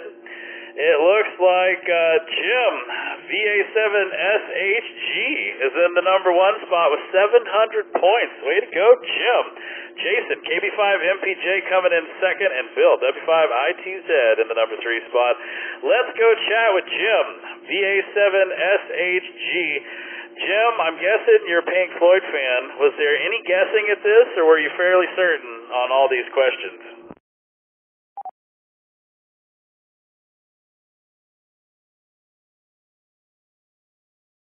VA7SHG, Jim, up in Chilliwack, BC, Canada, just outside of Vancouver on a cool, rainy night.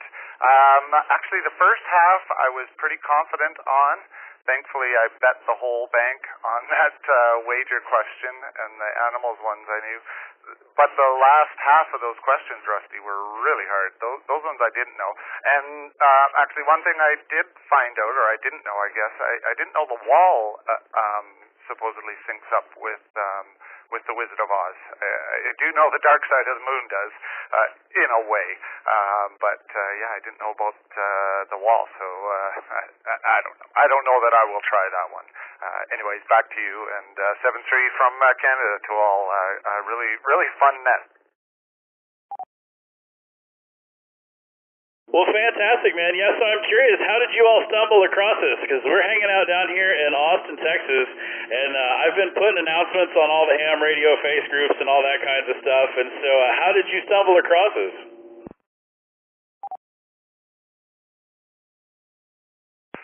On the allstarnets.org website there, they have a list of nets every day, and your Friday night trivia net shows up on there.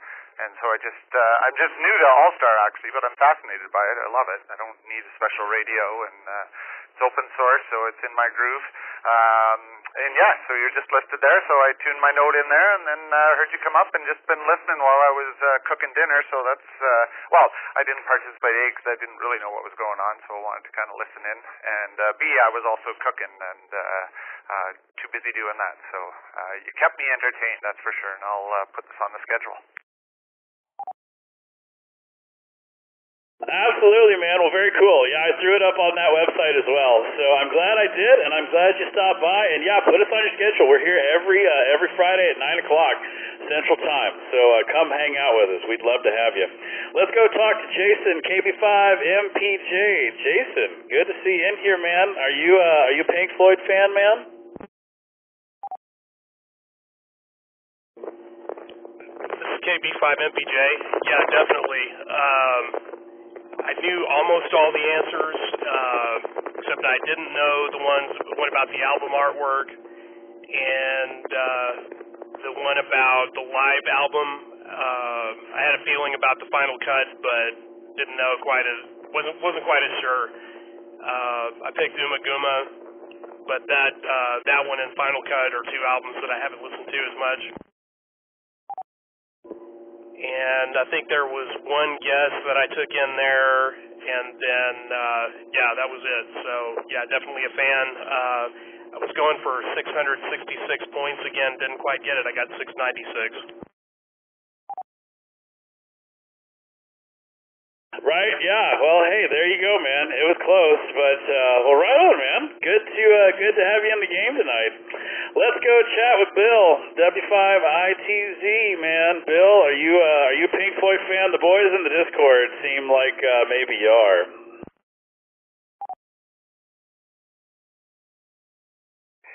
Hey, Russ. First, congratulations on going international, man. That's a big thing. It's exciting. And, yeah, somewhat of a fan, not huge. And I must admit that there were several guesses and absolutely no pharmaceuticals involved. W5ITZ, back to net. You are the only person that I would believe that said that out of this whole group of guys and ladies. You're the only one, man, that I would trust on that. Well, there are the top three for round number 4. Let's add up all the scores and see who the winner of tonight's Friday night trivia net is. It's Ashley, KI5MVF with 1,674 points. Holly, W5LUL in the number 2 spot with 1,489 points. And Steve, KG5LAA in the number 3 spot with 1,487 points. Let's go talk to Ashley, KI5MVF, all the way down in Jeffrey Sucksville, and see what the plans are for the weekend.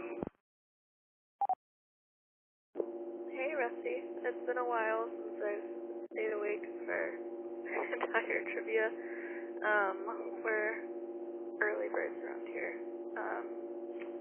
But this weekend we are tentatively going to Old Man Breakfast in the morning, and then going hunting, so we'll see. And then I've been told we're going kayaking on Sunday, so we'll see. He's nodding.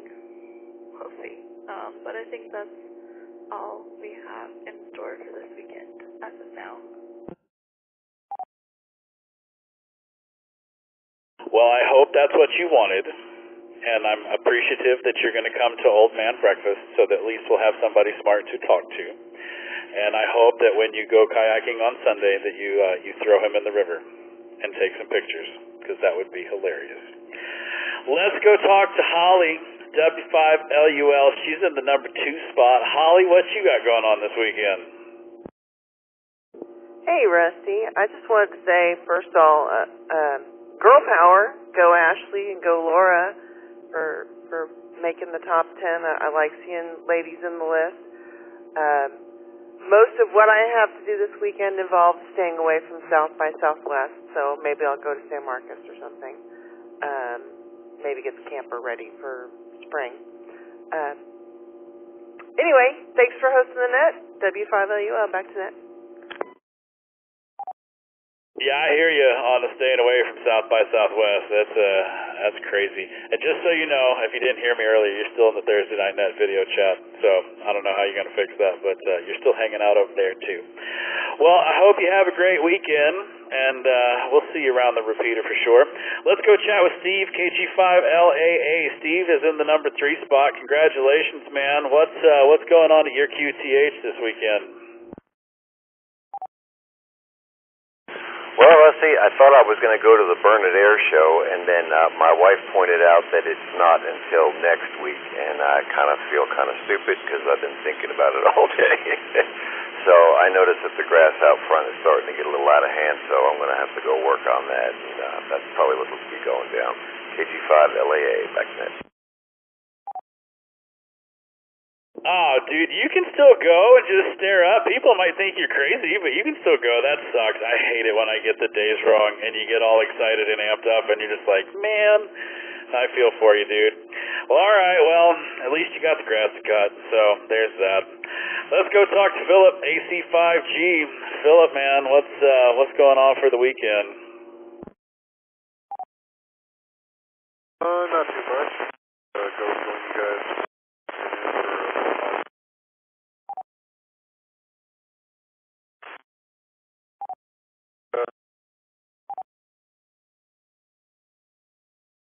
Run the trivia night. AC5G, back to that.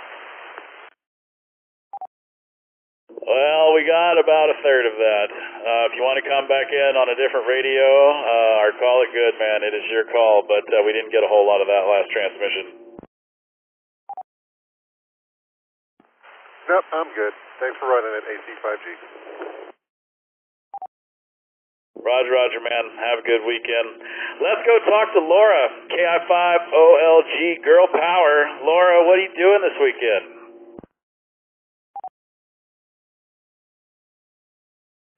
First of all, way to go, Ashley and Holly. We rock. The Pink Floyd one killed me, otherwise I would have been up there with you. Anyway, I got 15-pound little terror I got to give a bath to tomorrow, my little dog Poncho. So if you hear any songs of a screaming banshee, don't worry, it's not a banshee, it's just my dog. And then Sunday I'll be resting up from washing said dog. Anyway, have a great weekend. 73, this is KI5OLG, back to net control. Roger, Roger. Yeah, well, there's the only thing worse than bathing the dog is the cat. At least I'm a dog fan, and I taught my dog how to come take a shower with me for that reason, so we could just kind of get clean and everything was good. And then you turn the water off and you let him shake, and then you get him out, and then you rinse off all of his nastiness off of you, and then finish it up. But well, all right. Well, happy weekend to you, and hope the dog doesn't go too berserk. Let's go chat with Bill, W5ITZ. What's going on over there, man, this weekend?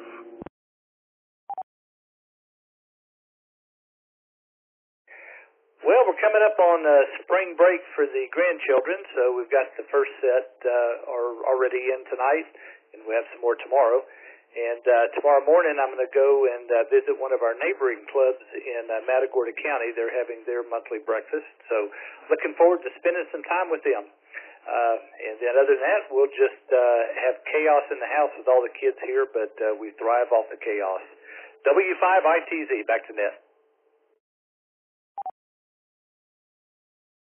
Yeah, man, I don't know how boring my life is until I go hang out with the niece and the nephew, and I'm just like, whew, I'm so glad that my brother has children, and I'm the fun uncle.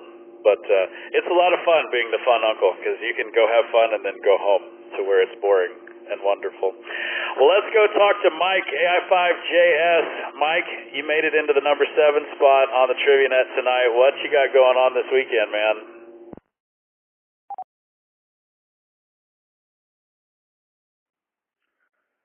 Oh, I'm going to head on out to Fredericksburg and get out of town, avoid South by Southwest.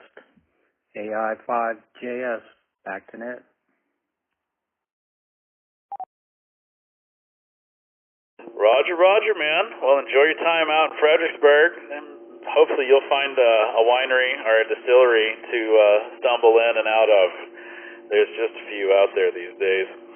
Well, next on the list, and the number 8 spot is Scott, KI5OBD. What you got going on down there this weekend, Scott? Hey, Rusty, thanks for running the net. This weekend, a mixture of chores and the usual Starbucks, car wash,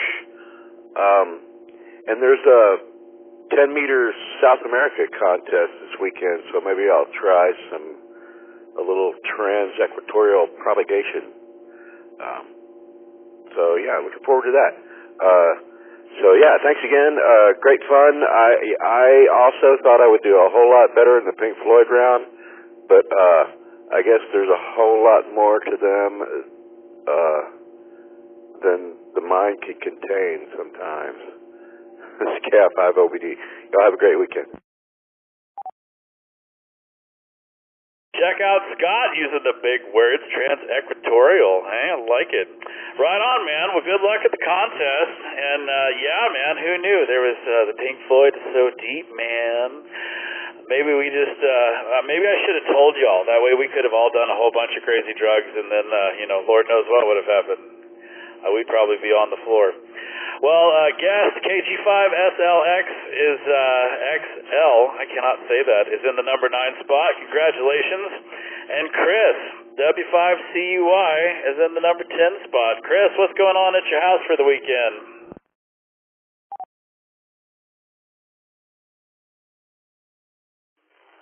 Well, Rusty, I think I got a repeater project planned for tomorrow. I'm kind of excited about that one. And then kind of hanging out the rest of the weekend. Here at the house, not doing much. Just some fam time. Back to you, W5CUY. Right on, man. Repeated projects are always fun, unless they're not. We've had a couple lately that were not, but, every so often. Well, all right. Well, there you have it. There's the winners of the Friday Night Trivia Net tonight, but we're not done yet. So if you're new to the net and you've never played before, we got the elimination round next. So you're not done yet. Pick up your device, put down the utensils, and come play. The elimination round is coming up. We're going to let all the repeaters and everything take a quick breath, and when we come back, we will be ready for the elimination round.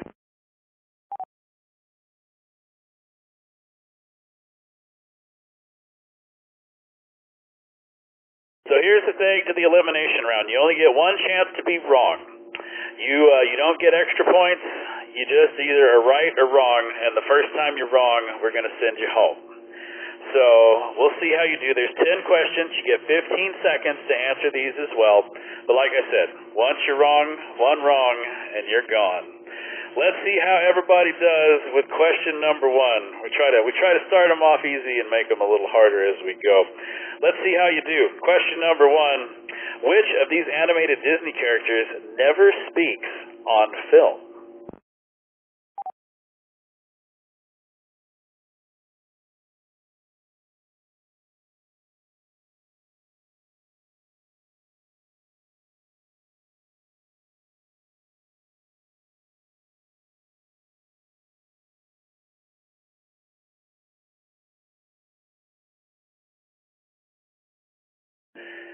Let's see what you think. So you definitely know it's not Pinocchio, because if he wasn't speaking, he wouldn't be lying. Dumbo, taking the number one spot. We got a tie with Bambi and Ratatouille for second and third. So which of these guys never speaks on film? The correct answer is Dumbo. Dumbo is the correct answer, and that leaves us with 9 survivors. We got to say goodnight to Chris, W5CUY, Bjorn and Meredith, good night, y'all, KI5YAT, Gary, Claude, KI5ZQE, Scott, KI5OBD, Steve, KG5LAA, Mike, AI5JS, Miresto, KI5SYX, and KI5TZN, Mike, W7QAG, and guest, KG5SXL. Well, we're down to 9. Let's see how we do on question number 2. What time is it in this hit 1997 Matchbox 20 song?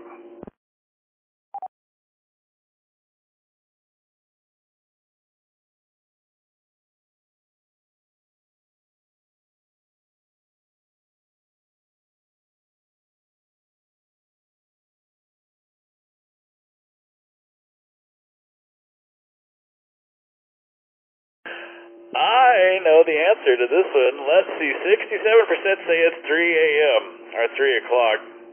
4:30, 5:15. Nobody picked 9. So you know what? It's 3 a.m.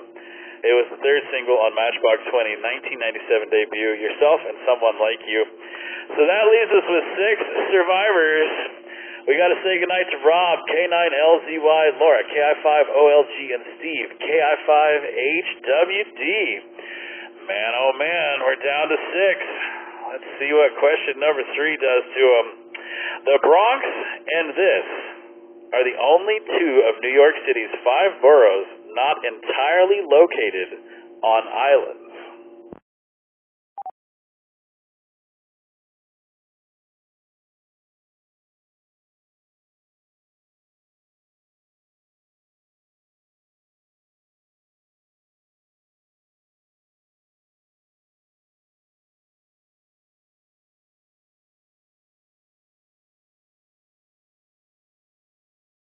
Wow, 83% say Queens, 17% say Brooklyn.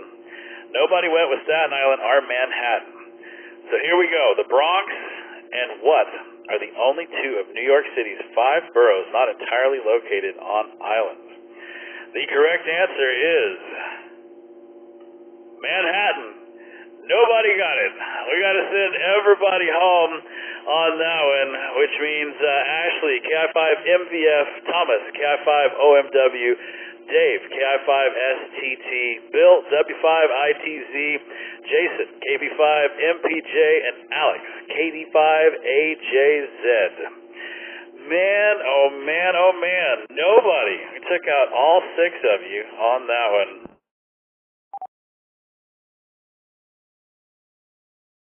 Well, that's going to do it for tonight's Friday Night Trivia Net. We hope you had a good time hanging out with us. The Friday Night Trivia Net is a service of the Oak Hill Amateur Radio Club, call sign N5OAK, and made possible through the generosity of people just like you. For more information on the club, becoming a member, or to learn how you can donate, visit us online at n5oak.org. I'd also like to thank Kyle, KA5D, and the great people of the Crossroads Ham Radio Club for linking their repeater system for tonight's game. If you'd like to see all the fun things they're up to, or just want more information about the KA5D or W5LCR repeater systems, visit them online at ka5d.com or crhrc.org. And of course, I would be remiss if I didn't say a big thank you to our Canadian visitors for coming in and hanging out with us. We hope to see you here every Friday night. And before you close your web browser, stop by and check out the BBS. You can play all your favorite door games, Legends of the Red Dragons, Trade Wars, all kinds of fun. You can also check out the Trivia Net player rankings, stats, net logs, net check-ins, anything and everything can be found on the website as well. Don't forget, we're going to be out searching for those rogue signals on the 147320. If you want details on that, there are ample on the Fox Hunt Maps channel and in the Discord. So come play and let's find this guy and get him to shut his transmitter down. And also don't forget, we got the Wind Down Net right here every Sunday at 7:30. Miresto, KI5PZN, and KI5SYX are here every Sunday at 7:30 p.m. Let us know how your weekend's going, what's going on. It's a fun net, but you got to check in early because it's a 7:30 to 9, man, and at 9 o'clock they're not messing around. They stop that thing. Mireya, no joke. She's sitting there watching her clock. This is WZ5BBS, and it is time to bring tonight's Friday Night Trivia Net to a close. I'm going to signal the repeaters to switch back to regular amateur use, and while they're doing that, I'd like to thank y'all for inviting us in your home tonight. Y'all have a great weekend. Be safe, and we'll see you right here for the next Oak Hill Friday Night Trivia Net. 73, y'all.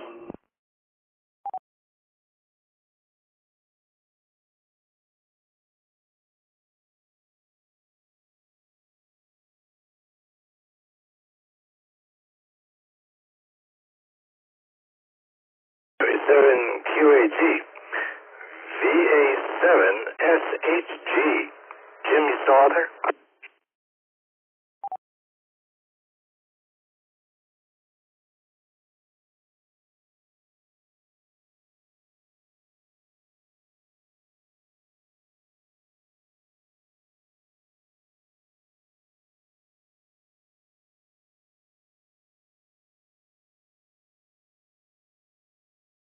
Negative contact VA-SHG. This is W7QAG. Rusty, thanks for running on that, man. Appreciate you. Talk to you next week. Thanks for playing, man. He's eating. That's what he's doing. He was cooking while we were playing, and now now he's eating. So I'm sure they'll be back. We can chat with him after that. WZ5BBS. Thanks for playing, man.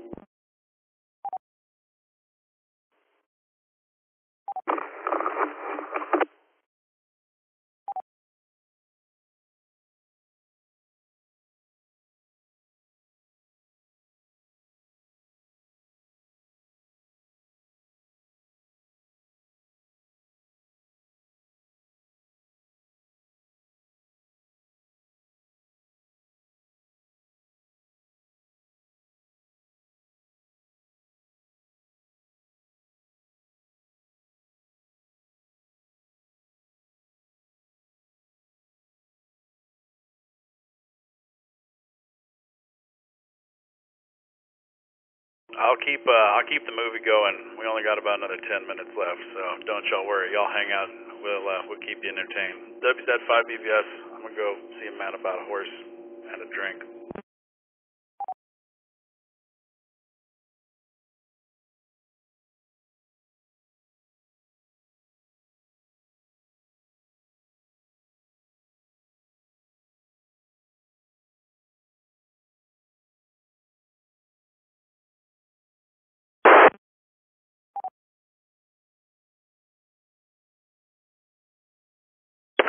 KE5RS.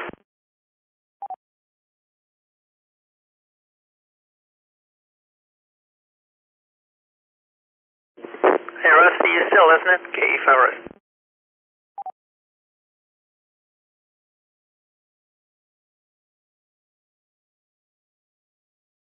Rusty's indisposed right now. He'll be right back. KF5OBD. Okay.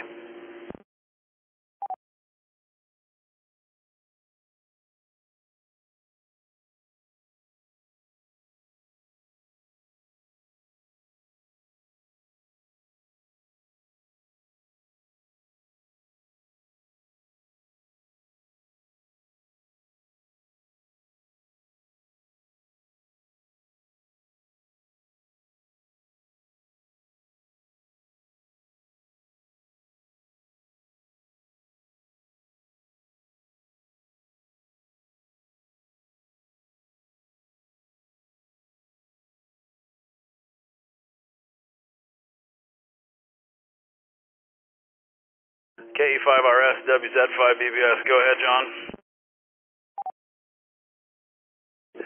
Yeah, Rusty, was that the same sounding interference that was heard last weekend on the trivia night?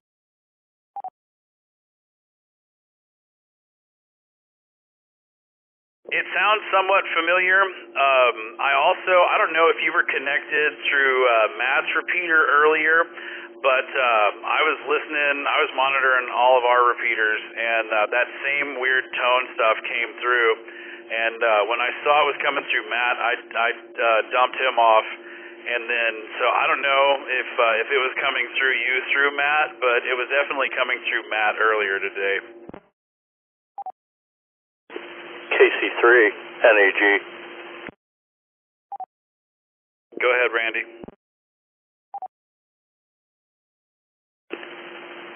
Yeah. If y'all referring to that, like,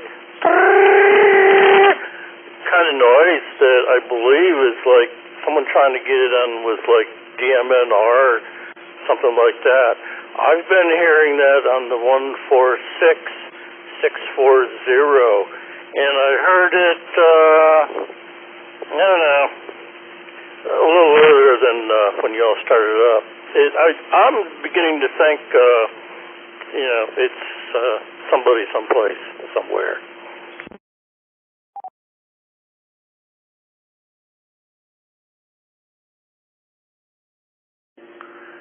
So,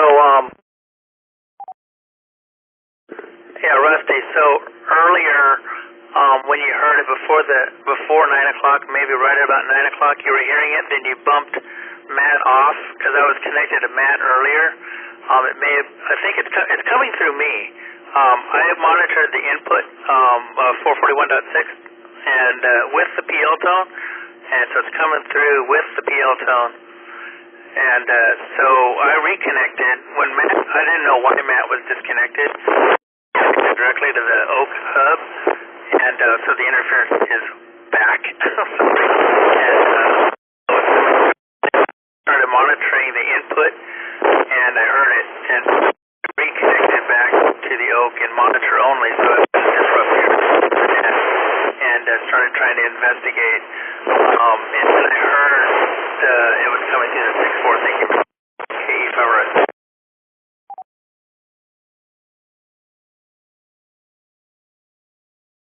Right on. I know we've got a member that lives up there, Carson. It's November 5 Uniform Whiskey Uniform, and I don't know that it was him, but he does play with a lot of digital stuff. So I'm not trying to call him out by any means, but it might be him. He's the only one I know that has the annoying little tail squelch stuff on the end of his radios as well. So, I don't know, he's also got some kind of a repeater system or something that he links in from time to time. So it might be some of his digital gear. He's the only one that I know that kind of comes in through you. So you might look at that, November 5 Uniform Whiskey Uniform, and see if maybe it's him. He's on a Discord as well if you want to chat with him about that, or if you can figure something else out. But he's the only one I know that really plays with a whole lot of digital fun.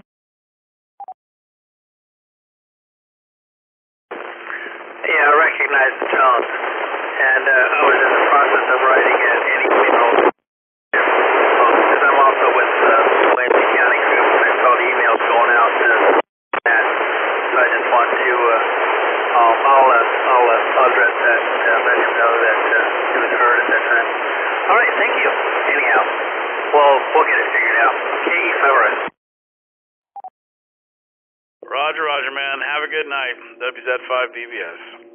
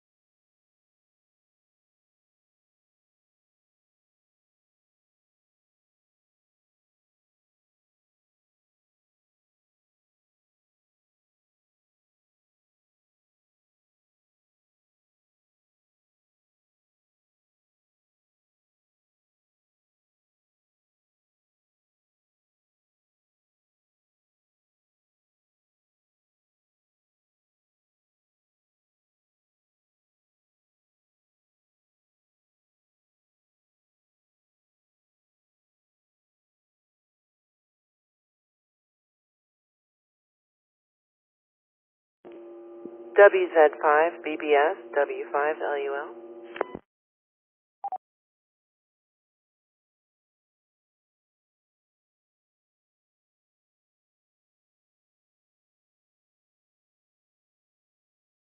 Yes?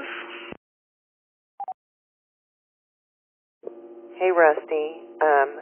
Am I still transmitting in Discord? Because I have no idea. I'm a natural blonde. No, ma'am, you were out of the Thursday night net. I don't know that you were, your camera and none of that stuff was on. You were just in there. So you weren't doing anything crazy. You were just hanging out in there. But yeah, you were no longer there. Okay, well, thank you for letting me know, because I never would have figured that out. And thanks for hosting the net tonight. It was fun. You bet. Enjoy your weekend and stay the hell away from South by Southwest. WZ5BBS.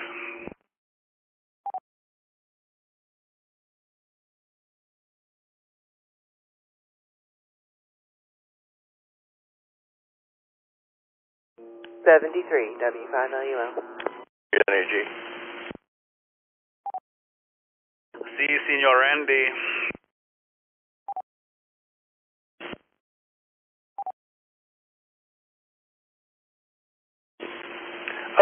Yeah, man, hey, if I'm, getting annoying, don't be afraid to tell me, because I'm sure you will, but, yeah, it's like that DMR noise, that's been a repetitive thing up here on the 640 repeater, the Georgetown repeater, and you know that guy you were talking about, who was developing some other kind of repeater system. That source may be from him. I've heard him on. He's a cool dude. But the fire department thing is another story. So anyway, hey, I don't know. KC3 NAG, back to you, man. Dude, you're not annoying at all. We just got you out of lurk mode and into talk mode. So hell no, I love talking to you, man. And I have no idea. We've been hearing some strange stuff. When we were looking for the crazy signals on the 147320, John down in Buda found that somebody was transmitting WWV, the time stuff, on AM on 147320. So, there's been some crazy stuff going on. Makes you kind of want to, open up the squelch and see what's up. But man, there's been some funny things happening. So maybe it's time to get the FCC police involved. Oh my God, Rusty! Please, no! Don't bring them down here! Oh no! Right? Anybody but the FCC. Anybody. Well, anyway, I'm around the different bands locally here, and certain not that maybe y'all not, and I'm a man who watches patterns.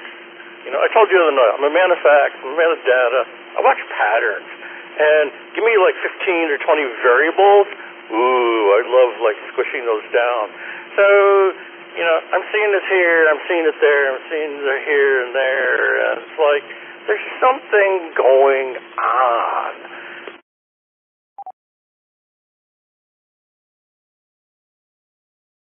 Speaking of something going on, how did that silicone mold turn out, and how about all your castings? Did that turn out the way you wanted?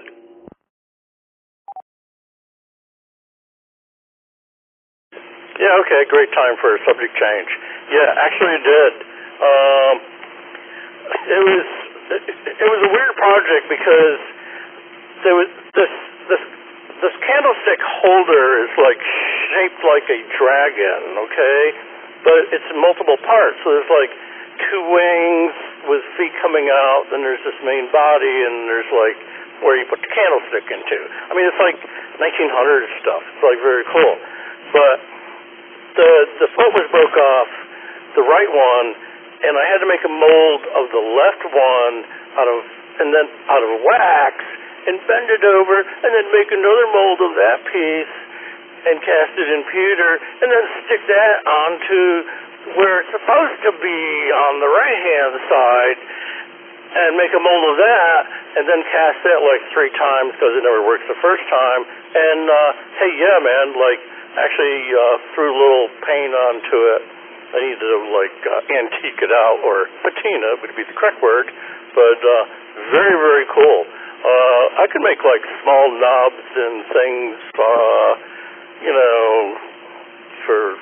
I don't know, cars, radios, whatever stuff.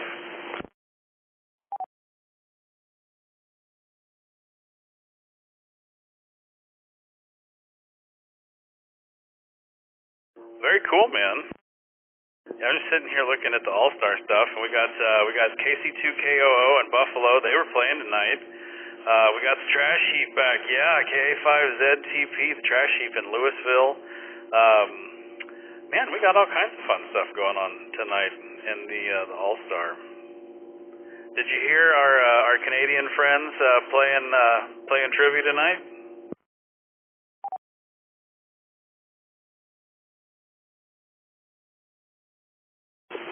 I believe I heard some mention of that. I kind of sort of listened to you a little bit, but I was doing something else. And, as I've usually told you, once the trivia night comes on, I just turn the radio off. But, well, okay, I don't want to get back into the radio search thing. But that's what happened. And I had my Yagi out, and I found a loose connection into that, so maybe I can get that to work too. Anyway. I had that effect on a lot of our club members too. I start talking on the repeater, man, and they just go do something else. So maybe I gotta figure out something else to do. I guess I'm just boring, but well, man, I think I'm gonna shut it down for the night. I got an early morning tomorrow. We're gonna go do old man breakfast with the Austin Club over at Waterloo Ice House, and then we're gonna go searching for signals. So I think I'm gonna shut it down for the night, man. Yeah, well, I can't blame you. You boys were up a little late last night. I was trying to do everything I possibly could to get Ray over the 12 o'clock point and whatnot. Oh, yeah, great fun, man, great fun. I didn't hear any slackers on the way home today, so I guess y'all were tired. Anyway, 7-3, my friend, KC3 NEG. Talk to you later, man. Yeah, man, I missed out on the Slacker chat, and yeah, I need all the beauty rest I can get. Well, my friend, I'm sure I will talk to you on the repeater sooner than later. So KC3 NAG WZ5 BBS, I'm calling it a night, and I'll talk to you over the weekend, man. Have a good weekend, Randy.